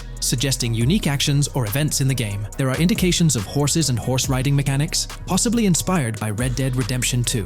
The open world is full of accessible places, including motels, metro stations, restaurants, pawn shops, and supermarkets. Little details like grabbing a gumball from a quick shop machine add to the overall vibe. A cool feature is the ability to shoot while swimming, adding a new layer to combat situations. All these diverse and interesting elements together promise an immersive and fun gaming experience in Grand Theft Auto 6. Let's dive into the cars of GTA 6. Shout out to the GTA forums for putting together this info. You can find links below to join the discussions. There's a bunch of confirmed vehicles. We're talking the Blista Compact, Ocelot Locust, and a car that looks like an early 90s Buick Skylark. Then there are some new cars without official names, like a 90s Chevy Caprice, a Chevy Malibu from 2016 onwards, a Chevy Sonic, and a Honda Accord from 2018 to 2022. And you know how Rockstar rolls, they'll give these cars their own funny names like they always do. There's more on the list too. Albany Primo, Benefactor Shafter LWB, a mix of Ford Explorer and Tahoe from the 90s or 2000s, a Toyota RAV4 from 2018 onwards with a mix of Lexus NX style, and a Mercedes Grill,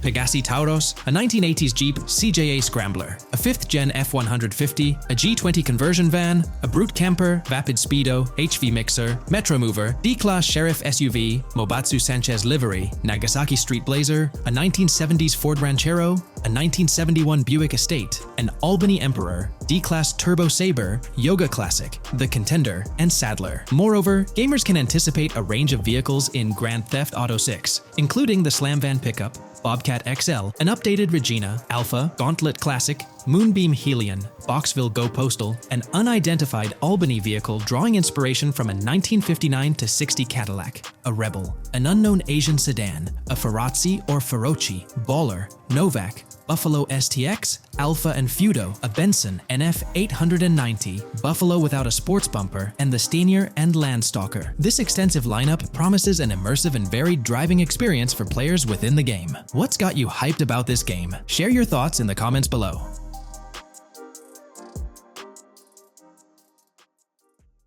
Today's video dives into the NPC AI patent, focusing on virtual navigation in Grand Theft Auto 6. This patent sheds light on the intricacies of in-game traffic, promising a heightened level of realism compared to previous iterations. We'll explore the notable enhancements Rockstar has implemented, creating a more sophisticated system that elevates the gaming experience.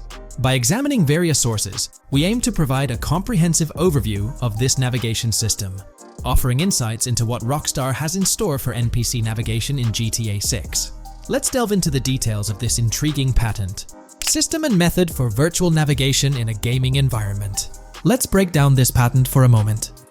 Essentially, it gives us insight into how non-playable characters operate within the game environment. They explain that NPCs' actions are controlled through artificial intelligence, allowing for real-time decision-making based on preset algorithms. In many systems, this is achieved through nodes and links, where each node contains important data that influences NPC movement. For example, in a game involving vehicles, this data could include factors like vehicle speed, lane width, road type, and number of lanes. Now, these nodes are essentially waypoints that NPCs follow to navigate from one point to another. In simpler sections of the road, these nodes might be connected linearly, guiding NPCs straightforwardly. But in more complex areas, like junctions, the nodes become more intricate. Take a basic intersection, for instance. A vehicle approaching it would have several exit options, leading to a branching network of nodes. In older systems, like the one used in GTA 5, NPCs might make decisions at these junctions based on simple rules, sometimes leading to behaviors that seem a bit random. However, this conventional method has its limitations, especially when it comes to handling various factors like weather conditions, changing lanes, parking cars, or anticipating road exits. In these situations, the old system could falter, as NPCs might not adapt well to the dynamic environment. One downside of the node-based system is its limited capacity to replicate real-life factors that humans naturally consider. Another drawback is its constraint in automating NPCs effectively. Due to memory and processing limitations, only a set number of NPC-controlled cars can be spawned in the game. Naturally, players crave a more immersive experience with a greater number of NPC-controlled cars on the road. Moreover, in conventional systems, NPCs often repeat the same actions, and some may even disappear as players get closer to them. Additionally, in GTA 5, the system relies on local traffic avoidance for NPCs to steer clear of collisions. This means that NPCs continuously scan their immediate surroundings each frame for any obstacles like vehicles, pedestrians, or objects. Using a front-facing polygon, they gather data about the road layout and calculate the optimal steering angle to dodge obstacles or stay on the road. It's worth noting that this process occurs independently for each frame, without any reference to previous frames. This results in slower detection, as the system may not recognize a road blockage promptly. Instead, it interprets the obstruction as something to be avoided, without distinguishing it as a complete road blockage. Recognizing these limitations, Rockstar has engineered an NPC system that addresses these shortcomings of conventional systems. This advanced system efficiently manages NPC nodes and node graphs, yielding optimal outcomes while circumventing hardware and software constraints. NPCs in this system demonstrate heightened spatial awareness and adaptability, capable of altering routes based on real-time data from the environment. Moreover, this innovative system synergizes with the tagging mechanism discussed in earlier discussions. Through node analysis, the system identifies tags, such as indicating a road leads to a junction unsuitable for large vehicles. Consequently, large vehicles are deterred from entering. Furthermore, NPCs within this system consider various attributes of vehicle types, models, including speed restrictions, acceleration and braking capabilities, top speeds, cornering abilities, and vehicle size. NPCs will consider a plethora of data from their surroundings, leading to heightened situational awareness. Video games are populated by NPCs who are able to make real-time decisions based on their environment. Games use a specific system for NPCs to traverse the game world.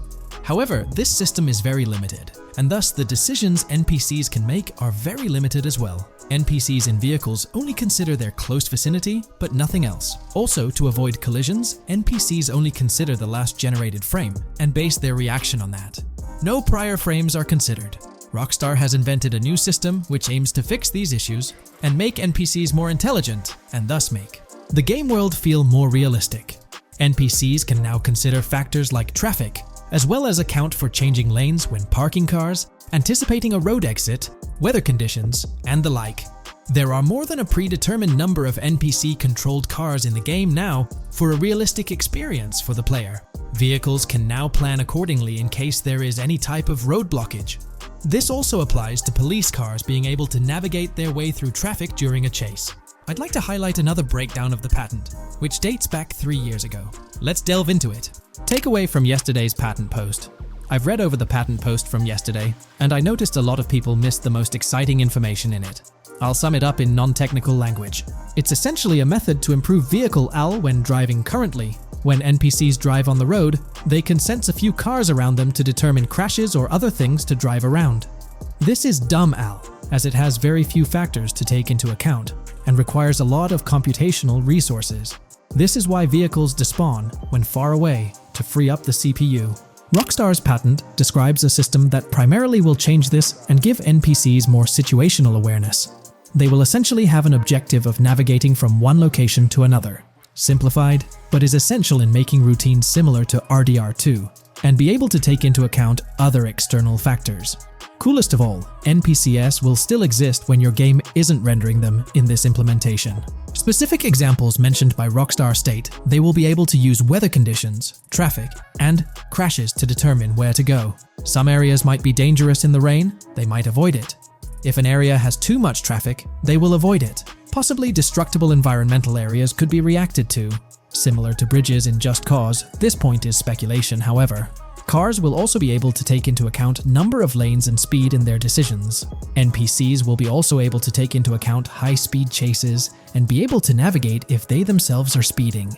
There will also be other reactions that are mentioned specifically, such as changing lanes before a highway exit appears, and as Rockstar puts it, driving slower on residential-type roads, or having to perform certain maneuvers to avoid oncoming traffic on single-lane streets. The large part they also mention is this implementation uses a lot less processing power. The NPC schedules can be relayed by a central server. They could possibly use the console itself as well, and it doesn't require the same constant surrounding analysis. As previous Al Rockstar mentions, this will allow them to have denser traffic with the same resources. A large aim also seems to be realism. Rockstar's patent mentions realistic reactions to various factors as being the main intent. For example, NPCs will each have different driving ability levels based on the driver and the car. Essentially, each driver will have its own profile and have unique driving characteristics as well as skill level. Some might speed, others might not. Each vehicle will also affect the driving of these drivers. We're eagerly anticipating the debut of this new system in action in GTA 6. Share your thoughts in the comments section below. Hey, big news for all you GTA fans out there. GTA 6 is shaking things up with some major changes in the series. We've got a ton of fascinating info about the game that you absolutely need to hear. Just a heads up, the details we've got are from leaked footage online, but unfortunately we can't provide any links or show it. Nevertheless, there's a bunch of exciting stuff to discuss, like new animals, AI enhancements, RPG elements, and more. Let's jump right in. Fact 1. Excitingly, the Malibu Club and Ocean View Hotel make a return in GTA 6. Events like Lost at Sea Island Camp and Lost Plane suggest potential island scenarios akin to Guarma from a previous installment. Fact 2. While exploring, players encounter a myriad of wildlife: alligators, bears, boars, dogs, snakes, raccoons, birds, frogs, bald cats, and rodents. Symbols marking plants and toxic waste are also scattered throughout the game. Fact 3. In the game, keep an eye out for the Scarface crime scene, possibly an Easter egg paying homage to Tony Montana. There's also a murder mystery named Missing Tourists. Additionally, spots designated for campers hint at the possibility of owning a camper van in the future. Fact 4. GTA 6 offers an array of side activities, from backyard wrestling and racing to UFO events and beach bonfires. Even seemingly small actions, like picking up cans from the ground, are significant. Jason and Lucia, the main characters, possess special abilities akin to those seen in GTA 5. By the way, I'm holding a monthly giveaway for a PlayStation 5.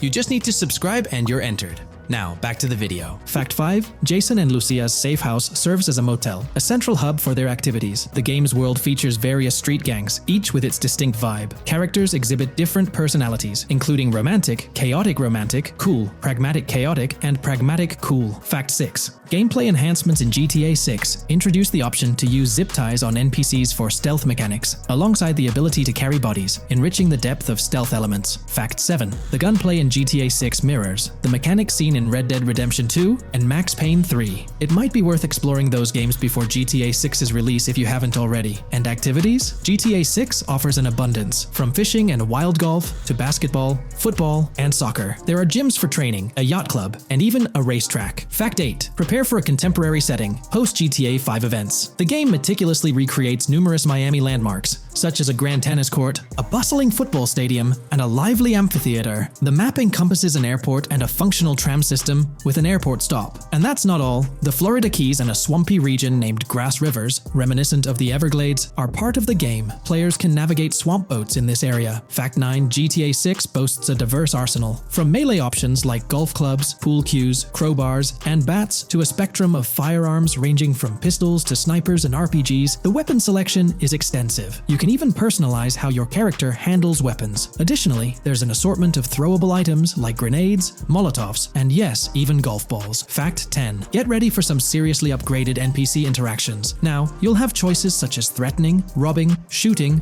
or restraining them. Some missions will even involve gesture-based actions, taking a cue from Red Dead Redemption 2. Car damage has been ramped up for realism, and the interior detailing is insanely intricate, complete with functional dashboards. Fact 11. Weapons are undergoing a transformation in GTA 6, drawing inspiration from Red Dead Redemption 2. Instead of a sprawling weapon wheel, you'll have specific slots for small firearms, melee weapons, rifles, and shotguns. No more unlimited weapons, but you can drop and pick them up along the way. Fact 12. During development, there was a glimpse of Arthur Morgan's hat, although its inclusion in the final game remains uncertain. Players now have the option to surrender to the police during a heist, introducing a thrilling twist. Police response time has been revamped to feel more authentic, featuring a timer that varies based on the severity of the crime. Murder gets a quicker response than robbery. GTA 6 caps the maximum wanted level at 5 stars, and a 6-star level seems highly unlikely in the current gameplay. Fact 13. Let's focus on the characters. characters. GTA 6 introduces us to two main protagonists, Jason, portrayed by Brian Zampella, and Lucia, played by Alexandra C. Echevarri, marking the franchise's first playable female character. You can seamlessly switch between them, and they also happen to be a couple, drawing inspiration from the legendary duo Bonnie and Clyde. Fact 14. Clothing in the game behaves in a remarkably realistic manner. You can accessorize with items like sunglasses, watches, wristbands, and hats, each with various wear styles. The attention to detail is impressive, with sweat, dirt, and wrinkles adding to the overall realism. Fact 15. Internally referred to as Project Americas, GTA 6 had a codename during its development, akin to GTA 5, Rush, and Red Dead Redemption 2, Bonnier. Originally, the plan was for a larger map encompassing North and South America,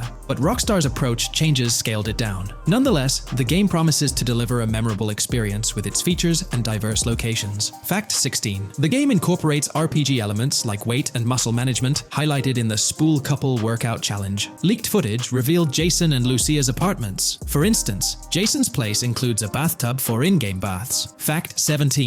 Rockstar plans to continuously introduce new missions and cities post GTA 6's launch. Whether this expansion is for online or story mode remains unclarified. Expect an enhanced cover system, surpassing what we've seen in other Rockstar games. Fact 18. Don't overlook the Kingston Hotel. It's a bustling spot with pool parties and live music, adding vibrancy to GTA 6's world. Fact 19. A significant enhancement in GTA 6 revolves around NPC behavior. NPCs come in varied sizes and shapes, and their reactions feel incredibly authentic. Wave a gun around and nearby folks might understandably panic. The game also features an intricate injury system, including concussions. Fact 20. Now, let's delve into the stunning visuals and exciting new features. Characters will naturally grow facial hair over time in GTA 6. Moreover, the game world will introduce a social platform called WhatsApp, resembling a playful version of WhatsApp. Excitingly for fans, spoof versions of social media platforms like Life Invader, Facebook, Bleeder, Twitter, and Snapmatic, Instagram, are making a comeback. Fact 21. Let's focus on our main characters, Jason and Lucia, each with their own inventory and a shared one. Your inventory can hold a variety of items like wine, soda, and fruit. Additionally, there's a duffel bag system facilitating easy transportation of supplies and weapons. Fact 22. Rockstar approaches storytelling in GTA 6 with greater caution, avoiding offensive jokes and being considerate about groups that might feel targeted. The narrative unfolds through chapters, akin to Red Dead Redemption 2's structure. Fact 23. Robberies take center stage in GTA 6, spanning from significant heists to smaller scores. There are easy scores like targeting bingo body shops, burnout skirts at Cafe Caraway, clothing stores, food trucks, massage parlors, and more. Moreover, the inclusion of robbing shipping containers elevates the thrill to a whole new level. Fact 24. Gameplay takes a significant leap. For the first time in GTA, players can crouch and go prone, introducing tactical elements. RPG elements also come into play, hinting at hunger mechanics and animal interactions, expanding the game's depth. Fact 25. GTA 6's map officially surpasses the size of GTA 5. This time the spotlight is on Vice City, an area inspired by Miami and its surroundings, offering players a vast and diverse landscape. There's even a lake featured in one of the videos, hinting at a significant part of Florida being included in the game. Fact 26. Hold tight, the jetpack makes its return. Shooting from cars is also part of the thrill, adding an extra layer of excitement. And brace yourself. GTA 6 introduces 18 brand new vehicles to the franchise. Fact 27.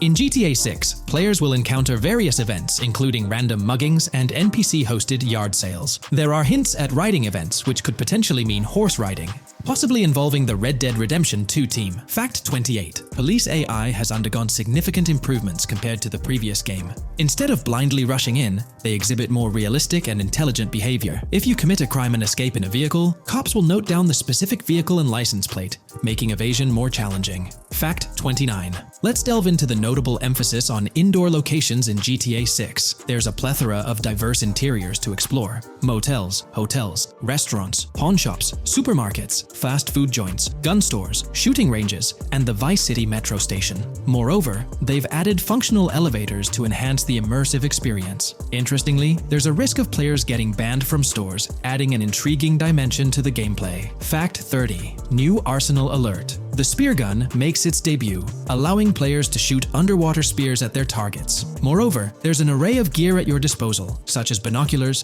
cut-off tools, flashlights, immobilizer bypasses, slim jims, USB drives, tasers, zip ties, and auto dialers.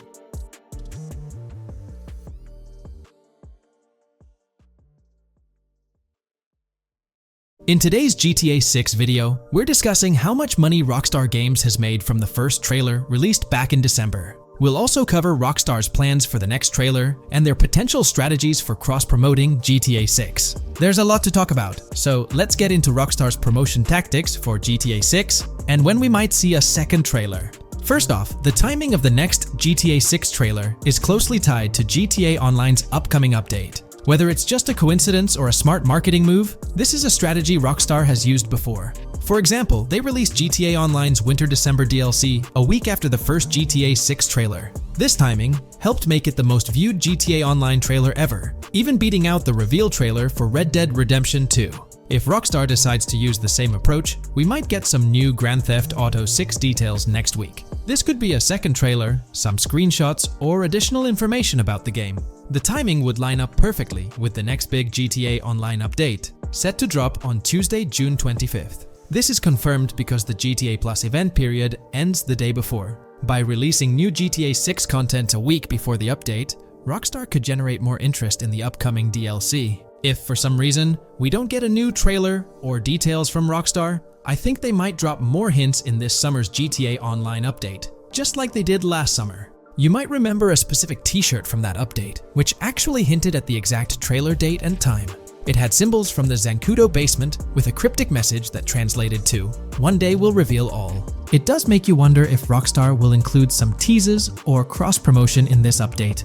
Now that GTA 6 is officially announced, they might do something similar to a few years ago with GTA Online and Red Dead Redemption 2, where treasure hunts let you unlock weapons in GTA Online and receive them in Red Dead Redemption 2 when it launched. Speaking of GTA 6 trailers, here's an interesting fact. Rockstar Games has made a ton of money from the trailer on YouTube.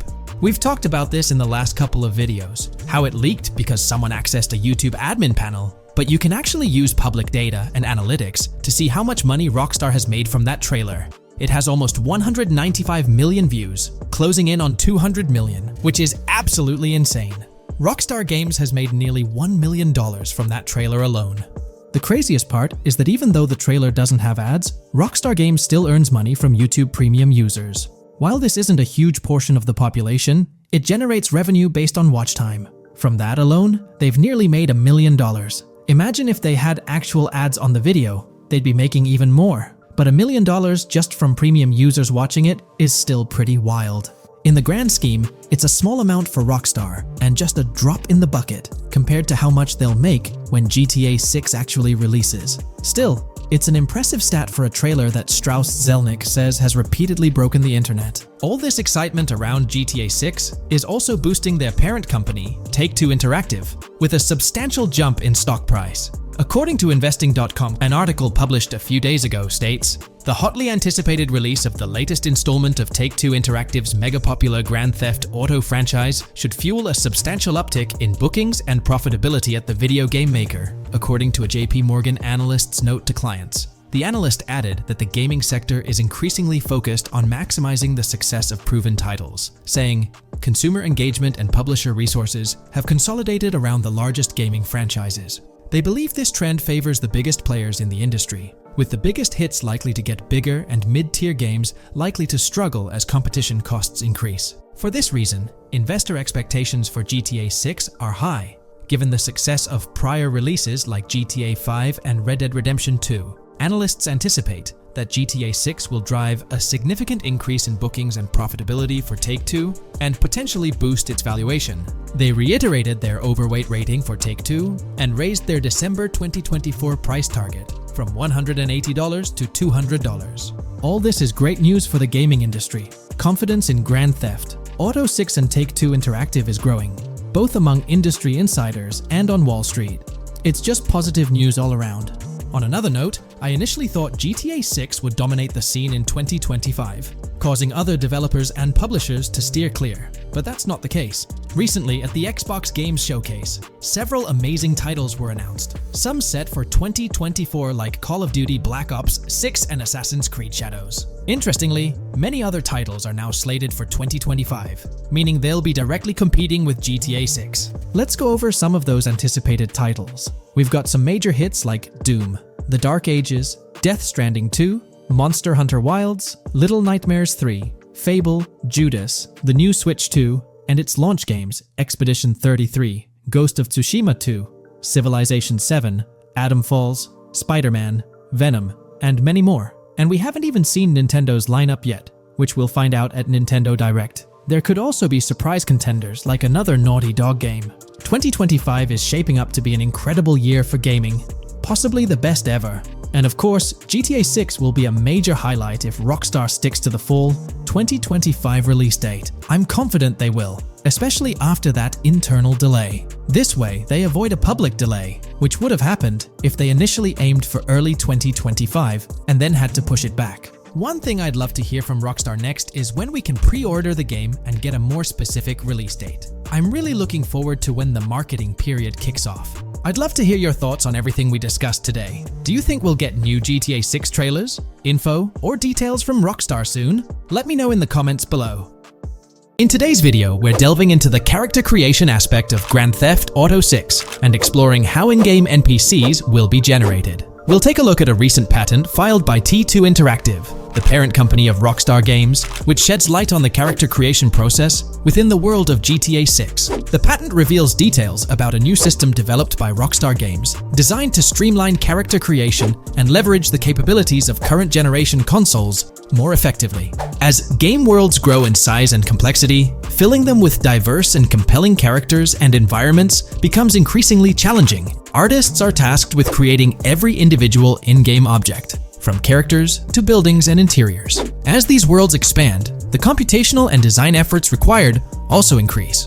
However, Rockstar Games has once again demonstrated innovation by developing a system that optimizes the rendering of 3D objects, ensuring efficiency without compromising on detail. This system addresses the challenges posed by the ever-expanding scope of game worlds. The patent we're examining in this video is titled System and Method for Game Object and Environment Generation. This video takes a deep dive into the generation of building interiors and characters within the expansive world being crafted by Rockstar Games. The patent starts off by providing an overview of how objects function within 3D spaces, as explained by Rockstar. Objects used in 3D graphics, often called assets, are a combination of geometry data, for example, the 3D model, and data for textures associated with the geometry data. An asset may be formed of one object, or it may be a composite object made from a combination of objects. The objects that form a composite object may in different contexts be used as independent assets unrelated to the composite object, or they may always be used as a subset of a larger object. They've provided an intro to how 3D objects function in games, aiming to help us grasp the workings of their latest invention. Persons of skill in the art will recognize that many different sorts of assets, such as vehicles, can be made from collections of subcomponents. For example, one aspect of the game might require a room, say a dining room. That entire dining room could be considered one game asset, but it will likely be created from several other assets, such as a table, chairs, dishes, glasses, wallpaper, flooring, etc. The glasses and chairs are independent of the larger dining room asset. As another example, a virtual person in the game, such a background character in a scene, would also be an asset. A person asset might be made up of a number of interchangeable objects, such as legs, a torso, arms, a head, etc.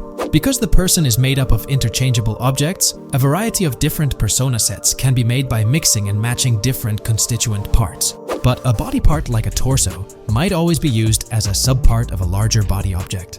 Prior art systems generally include libraries of game assets. The systems and methods of the present disclosure add a metadata layer to these game asset systems and provide modified development and game architectures to take advantage of the new metadata layer. This metadata layer includes tags that are added to the object in order to provide useful descriptors. In a preferred embodiment, these descriptors are completely free-form and without context. This allows developers to specify information about objects as needed without having to be locked into a rich pre-configured schema. Rockstar's new system introduces an additional metadata layer and utilizes tags for enhanced functionality. In the next section, they provide examples illustrating how this tagging system will operate. For instance, characters and virtual beings within the game world will be assigned tags like skinny, chubby, average, attractive, ugly, young, old, and so on. They explain that this tagging system won't just apply to the 3D models or textures alone, but to the entire object package, which includes the model and its associated textures. Essentially, every aspect of a particular character will be tagged. For example, skin textures for elderly characters will be tagged as old, while arms and torsos for heavier characters will be tagged as chubby. They also list other tag examples provided by Rockstar, such as sporty, hipster, emo, preppy, nerdy, luxury, basic, new, worn out, business, and formal. Moreover, each component can have its own tag, and there can even be collections of assets with tags. Furthermore, they explain that all these assets can be stored on servers for easy developer access via an application programming interface (API). Additionally, these assets can be stored in various formats like XML, limited text, binary encoding, relational databases, and others, depending on the developer's proficiency. The systems and methods of the present disclosure further advantageously use the metadata via a rule set layer that uses the metadata to increase the speed and efficiency of game rendering, world or scene creation, game script execution, and rendering fidelity. In particular, the rule set allows designers to add context to the tags and to control their use by setting rules for the asset usage and the asset's interaction with the game and other objects. These rules are unrestricted and can be used to provide a wide variety of different capabilities and restrictions for objects. Let's take a look at how these tags will be put into action. For instance, if a jacket object is created, a tag like additional top garment can be assigned to it. Then, during gameplay, certain rules might search for this specific tag to identify objects like jackets. Furthermore, in a cold setting, the character's health stat may decrease at a slower rate because the character stays warm with the additional top garment. Moreover, the additional top garment tag could enhance rendering efficiency. For instance, if a character wears a shirt underneath a jacket, the shirt occupies memory space. Since the shirt is mostly covered by the jacket, Rockstar plans to replace the full shirt with a smaller texture, only containing the visible parts under the jacket, thus conserving memory. The combination of tags and the rule set can also be used advantageously for procedural generation of game objects and environments. For example, a game scene could be created in a game script by calling assets based on tags, rather than calling the assets explicitly. For example, if the game scene called for virtual characters in a movie theater, the game designer could simply specify a need for predetermined X number of characters with casual dress. If the designer wanted a sci-fi movie playing at the theater, it might also call for a higher percentage than normal of characters tagged nerdy. The metadata rule set interface would interpret these general instructions at game runtime to randomly generate virtual characters fulfilling those needs. Additionally, this system offers increased efficiency. For instance, the entire character object doesn't need to be packaged before streaming to the GPU for processing. Instead, they can be generated directly on the GPU using existing model and texture assets. Of course, Rockstar aims to utilize as many preloaded GPU textures as possible, while maintaining a realistic variety in the scene. Moreover, this system allows them to control the number of preloaded textures used in a scene. For instance, more textures can be preloaded for complex scenes and fewer for simpler ones. The goal of this video is to provide an overview of the key aspects of this new system, so I won't delve into every example described in the patent. Turning to the details of the specified metadata, in a particularly advantageous embodiment, the following metadata is included for each model and texture: IDs, property tags, match tags, randomization restrictions, expression data, and optimization data. While this selection of metadata has been found advantageous, different groupings and subsets of these tags can be mixed and matched as needed to accomplish particular design goals without departing from the spirit and advantages of the present disclosed inventions. The uses, embodiments, and benefits of each of these fields are described as follows. These elements constitute the metadata, and while I won't delve into each one individually, they essentially represent the various tagging methods Rockstar employs to organize models and textures. These tags facilitate accurate and efficient filtering and sorting of assets within the virtual world. I trust this video provided you with an understanding of the tagging system Rockstar has devised. I'm personally excited about the potential for greater NPC variety in this vast world. Feel free to share your thoughts in the comments below. Hey there! In this video, we're diving into an upcoming terrain system in GTA 6 brought to you by Rockstar Games. Additionally, we'll explore some cool graphics enhancements like ambient occlusion, global illumination, and material tinting slated for the next GTA. The scoop comes straight from an official patent filed by Take-Two Interactive, Rockstar's parent company. So let's kick things off by checking out the patent titled Method and Apparatus for Enhanced Graphics Rendering in a Video Game Environment. According to Rockstar Games, the rendering of real-time graphics usually happens happens in a pipeline setup like this one. At the core of it, the process kicks off by handling 3D vertex information, moving on to render pixel-level details like light, color, and shadows. In the current systems, one or more shaders are employed for this pixel-level rendering. These shaders are essentially programs that operate on the GPU. The challenge in rendering lies in finding the right balance between realism and detail, while ensuring smooth performance, aiming for that higher frame rate. For example, a virtual world should illustrate various terrains that mirror a number of lifelike geographical areas. Each of these terrains can provide unique interactions with a virtual character in the video game. By way of example, a virtual player traveling through sand or snow should leave footprints that are different than the virtual player walking down a concrete sidewalk.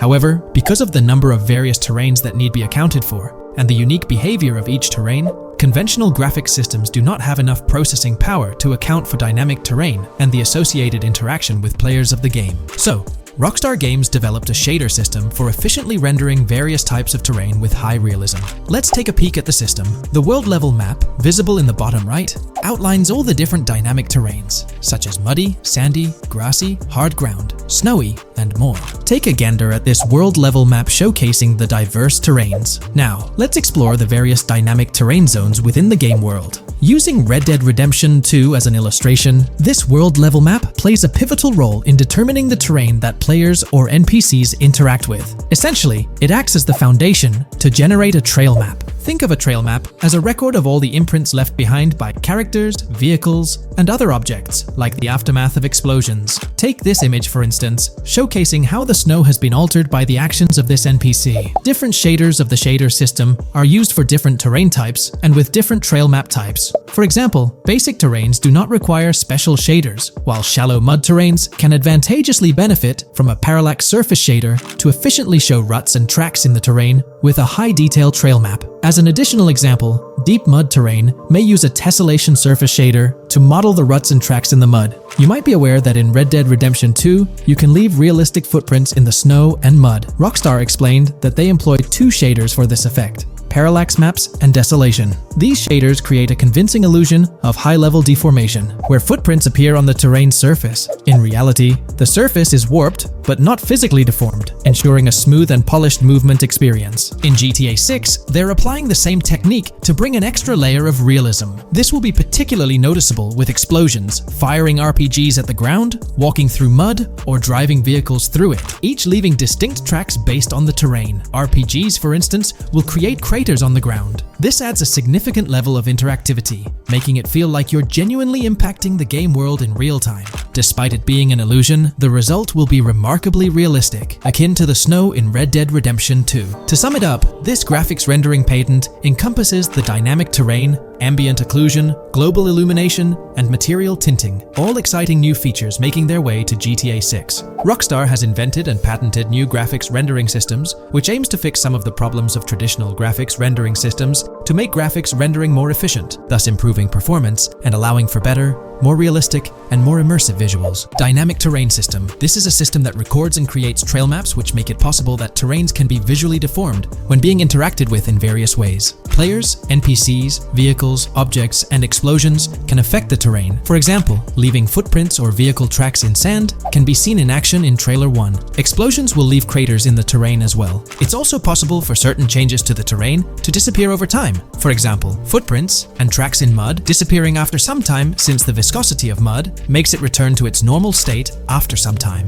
There are different types of terrains, for example, muddy, sandy, hard ground, grassy, or snowy terrain. Each type of terrain will react differently. A sandy terrain will be more easily deformed than a grassy terrain, for example. In the initial part of our video, we delved into the rendering pipeline, which also incorporates a lighting stage. While conventional systems often utilize cube maps for pre-rendering lighting, it's worth noting that this is mainly for static elements. When it comes to dynamic characters, pre-computed lighting falls short in accommodating changes from objects within the scene. Although ambient occlusion can be pre-baked, it lacks the capability to update dynamically. Realism takes a hit due to this. Conventional systems often incorporate static lights to mimic reflected light, like sunlight bouncing off the ground and under a table. However, this static approach fails to update with changes in the light source. To address these challenges, Rockstar has patented new systems. Ambient occlusion. This is a graphics technique that can be utilized in multiple forms to determine how light and shading are displayed on an object. It can lead to darkened areas,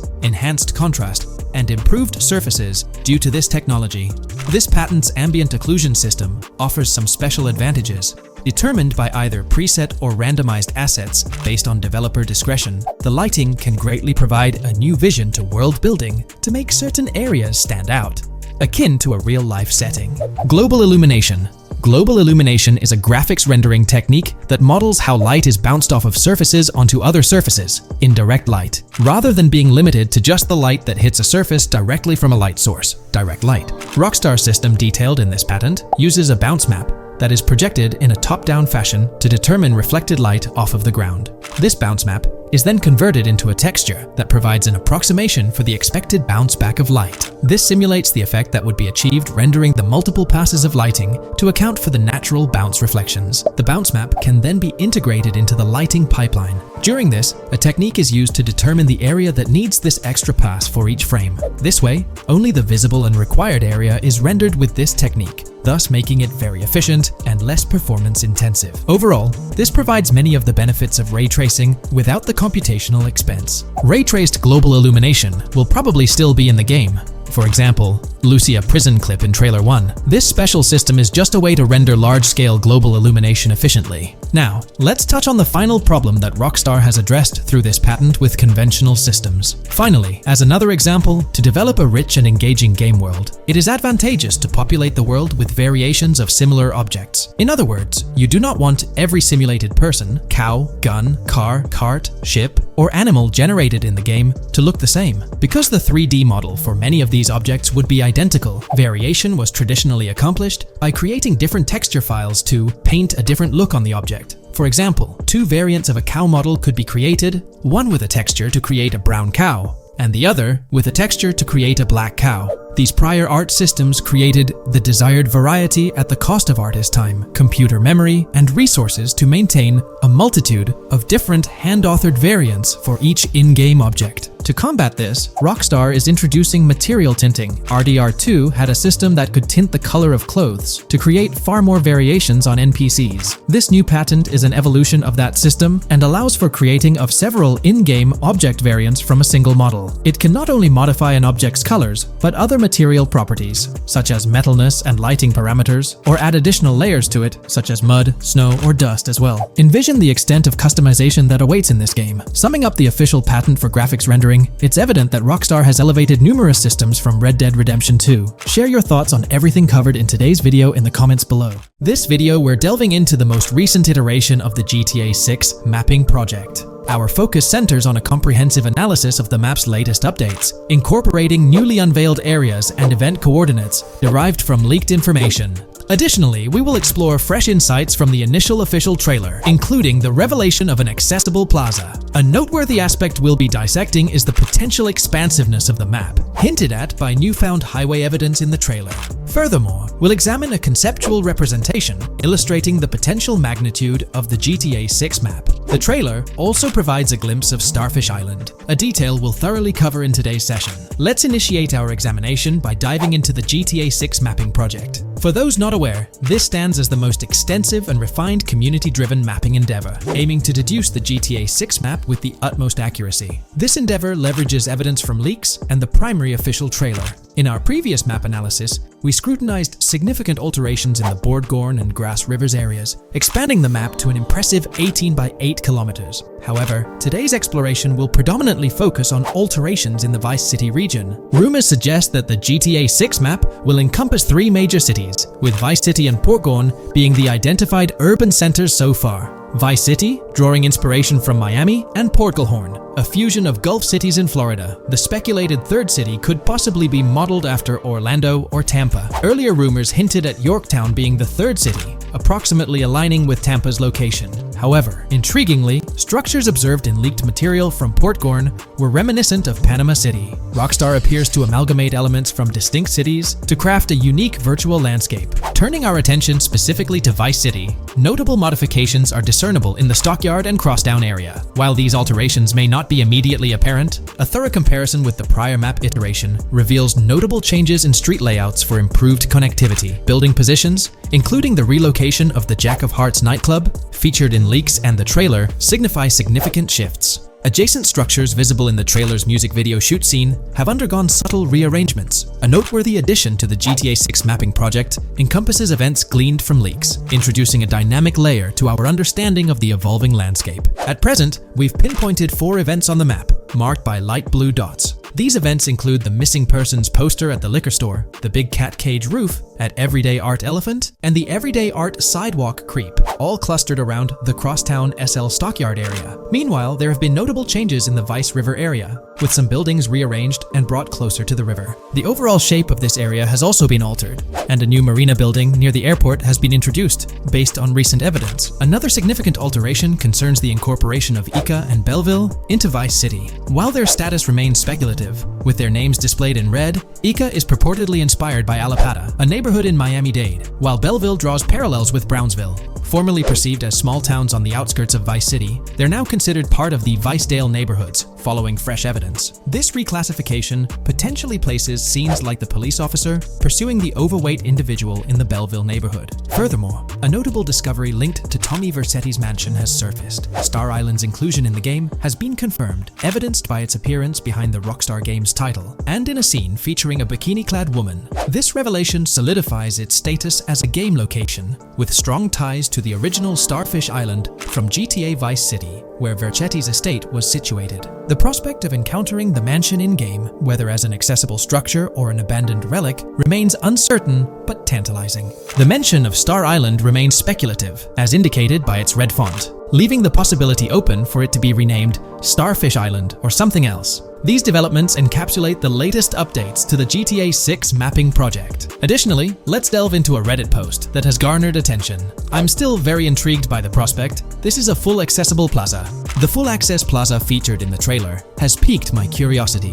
This snapshot is captured during a scene where Jason and Lucia evade the police momentarily. Positioned on the right side of the frame is a sign, presumably denoting a mall within the game. Notably, several brand names, including Kowalski, Callis, Scala, and Alpha, are visible on this sign. Furthermore, a portion of the mall's name briefly appears, starting with Ever. Could it be Evergreen Plaza or another variation? The answer remains elusive, and we'll have to await further developments to unravel this mystery. I can pretty much bet on it that this shit will indeed be fully accessible. Most of the signs on that structure look to be clothing and accessory shops, which would easily mean it's accessible to us. I'm really hoping the mall makes a return in this one and will serve kind of as a player hub when online drops. Oh, that would be good. Maybe a spot where you can't attack. Could meet people to join up for races, heists, etc. That would be pretty neat. Now let's shift our focus to some additional findings that might provide evidence for the existence of the third major city in GTA 6. Furthermore, we'll explore why the actual map size of GTA 6 could potentially surpass the estimations derived from the mapping project.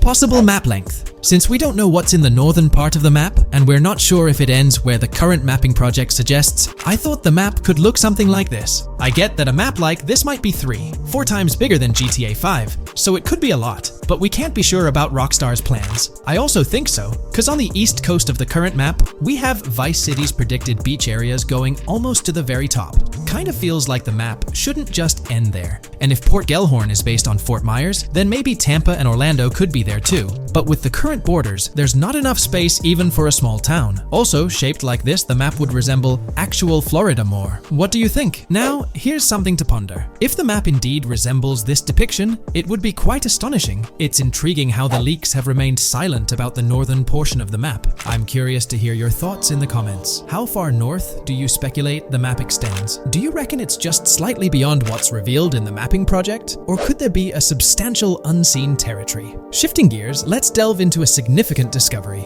An observation on the size of the map using highway exits as a guide. I believe that 2 blink and you'll miss them shots from the trailer, combined with something I saw in the leaks, have given us a serious hint as to just how big the map for GTA VZ might turn out to be. Specifically, north-south. The first is the shot of the man grabbing his crotch while stopped on the side of the highway. Specifically, the highway exit signs in the background. They suggest that this shot is being taken from just north of exit 14 on the highway, if turning left has you going east and turning right has you going west. What's more, The GTA Visay mapping project believes that the highway that this shot is taken from is Interstate 97. Adding to this, there's this shot from earlier in the trailer of the woman in the gold dress hanging out the top of a convertible traveling down I-404, heading towards a junction with 197. At the very start of that clip, you can catch the exit number on the sign she's driving under. You can't see all of it, but to me, it looks more like exit 18 than exit 1B. This one is more speculative though. Now, I'm about to get into the leaks, so I can't post any pictures. There's a clip in the leaks of a red ute heading northbound on 197 towards the exit 13 AB junction that takes 1 to Washington Beach and Ekanfinaka before crashing. The mapping project has been using the leaks to create their maps, and they've placed that stretch of 197 north of Mr. Crotchgrab from the trailer, running through the Stockyard neighborhood. This to me indicates that the highway exits are going to follow a realistic number pattern, with the number increasing or decreasing for every mile traveled. The question is, where does this put exit 12? Exit 11? All the exits going up to 1? I've taken the latest version of the mapping project's map and pointed out where exits 14 and 13 are located. Then, extrapolating from there and using the map's grid as a handy guide, I drew where all the exits further down the numbering scheme might be located. I ran out of room to put exit numbers at #9. If 197 is going to keep following the same numbering scheme all the way north until it hits exit 1, then it's likely that the map is going to be far bigger than we currently think it is, and what's been shown and plotted out so far. In fact, I think the only reason nothing's been plotted up there so far is because so much so far has focused on Vice City and its environs. 404-2 could wind up running just as far north, allowing for a few extra miles and exit numbers to accommodate it crossing the Everglades grass rivers before turning north, as I-75 in real life does. Bottom line, the map for this game is going to be enormous. There's been some chatter among you all about another potential scenario, the possibility of I-97 serving as a loop highway encircling the map's perimeter, similar to GTA 5. While this is a valid consideration, I've largely dismissed it due to a straightforward reason. As previously mentioned, I-44 boasts exit numbers and highway markers that suggest its considerable length, likely extending westward until it reaches the Gulf of Mexico before veering north, mimicking the real-life trajectory of I-75. If the map's northern boundary remains close to its current cutoff point, and I-97 extends west and south extensively, then it's plausible that I-44 would mirror this pattern in the opposite direction. While the notion of two loop highways isn't entirely implausible, it could potentially introduce redundancy. Additionally, in GTA 5, the loop highway wasn't simply labeled under one name. The segment along the coast was dubbed the Great Ocean Highway, while the inland stretch traversing the desert was referred to as the Sonora Freeway. Moreover, within Los Santos, various freeways possess distinct names and numbers, even when merging seamlessly, such as the Del Perro, La Puerta, and La Mesa freeways. My hypothesis currently is that there is a loop highway, but that one, 97 and I-404, are two halves of it. They both start in Vice City and intersect in Crosstown. 197 runs up the Atlantic coast. 404 runs west through the Grass Rivers, and then turns north to run up the Gulf Coast, and they both meet at a point further north. Whether that point is a city, a smaller town, or something else, that is still unknown. Feel free to drop your thoughts in the comments regarding everything covered in today's video, particularly this astonishing discovery. There's substantial evidence hinting at a larger map size, but I'm eager to hear your input, so don't hesitate to leave a comment below.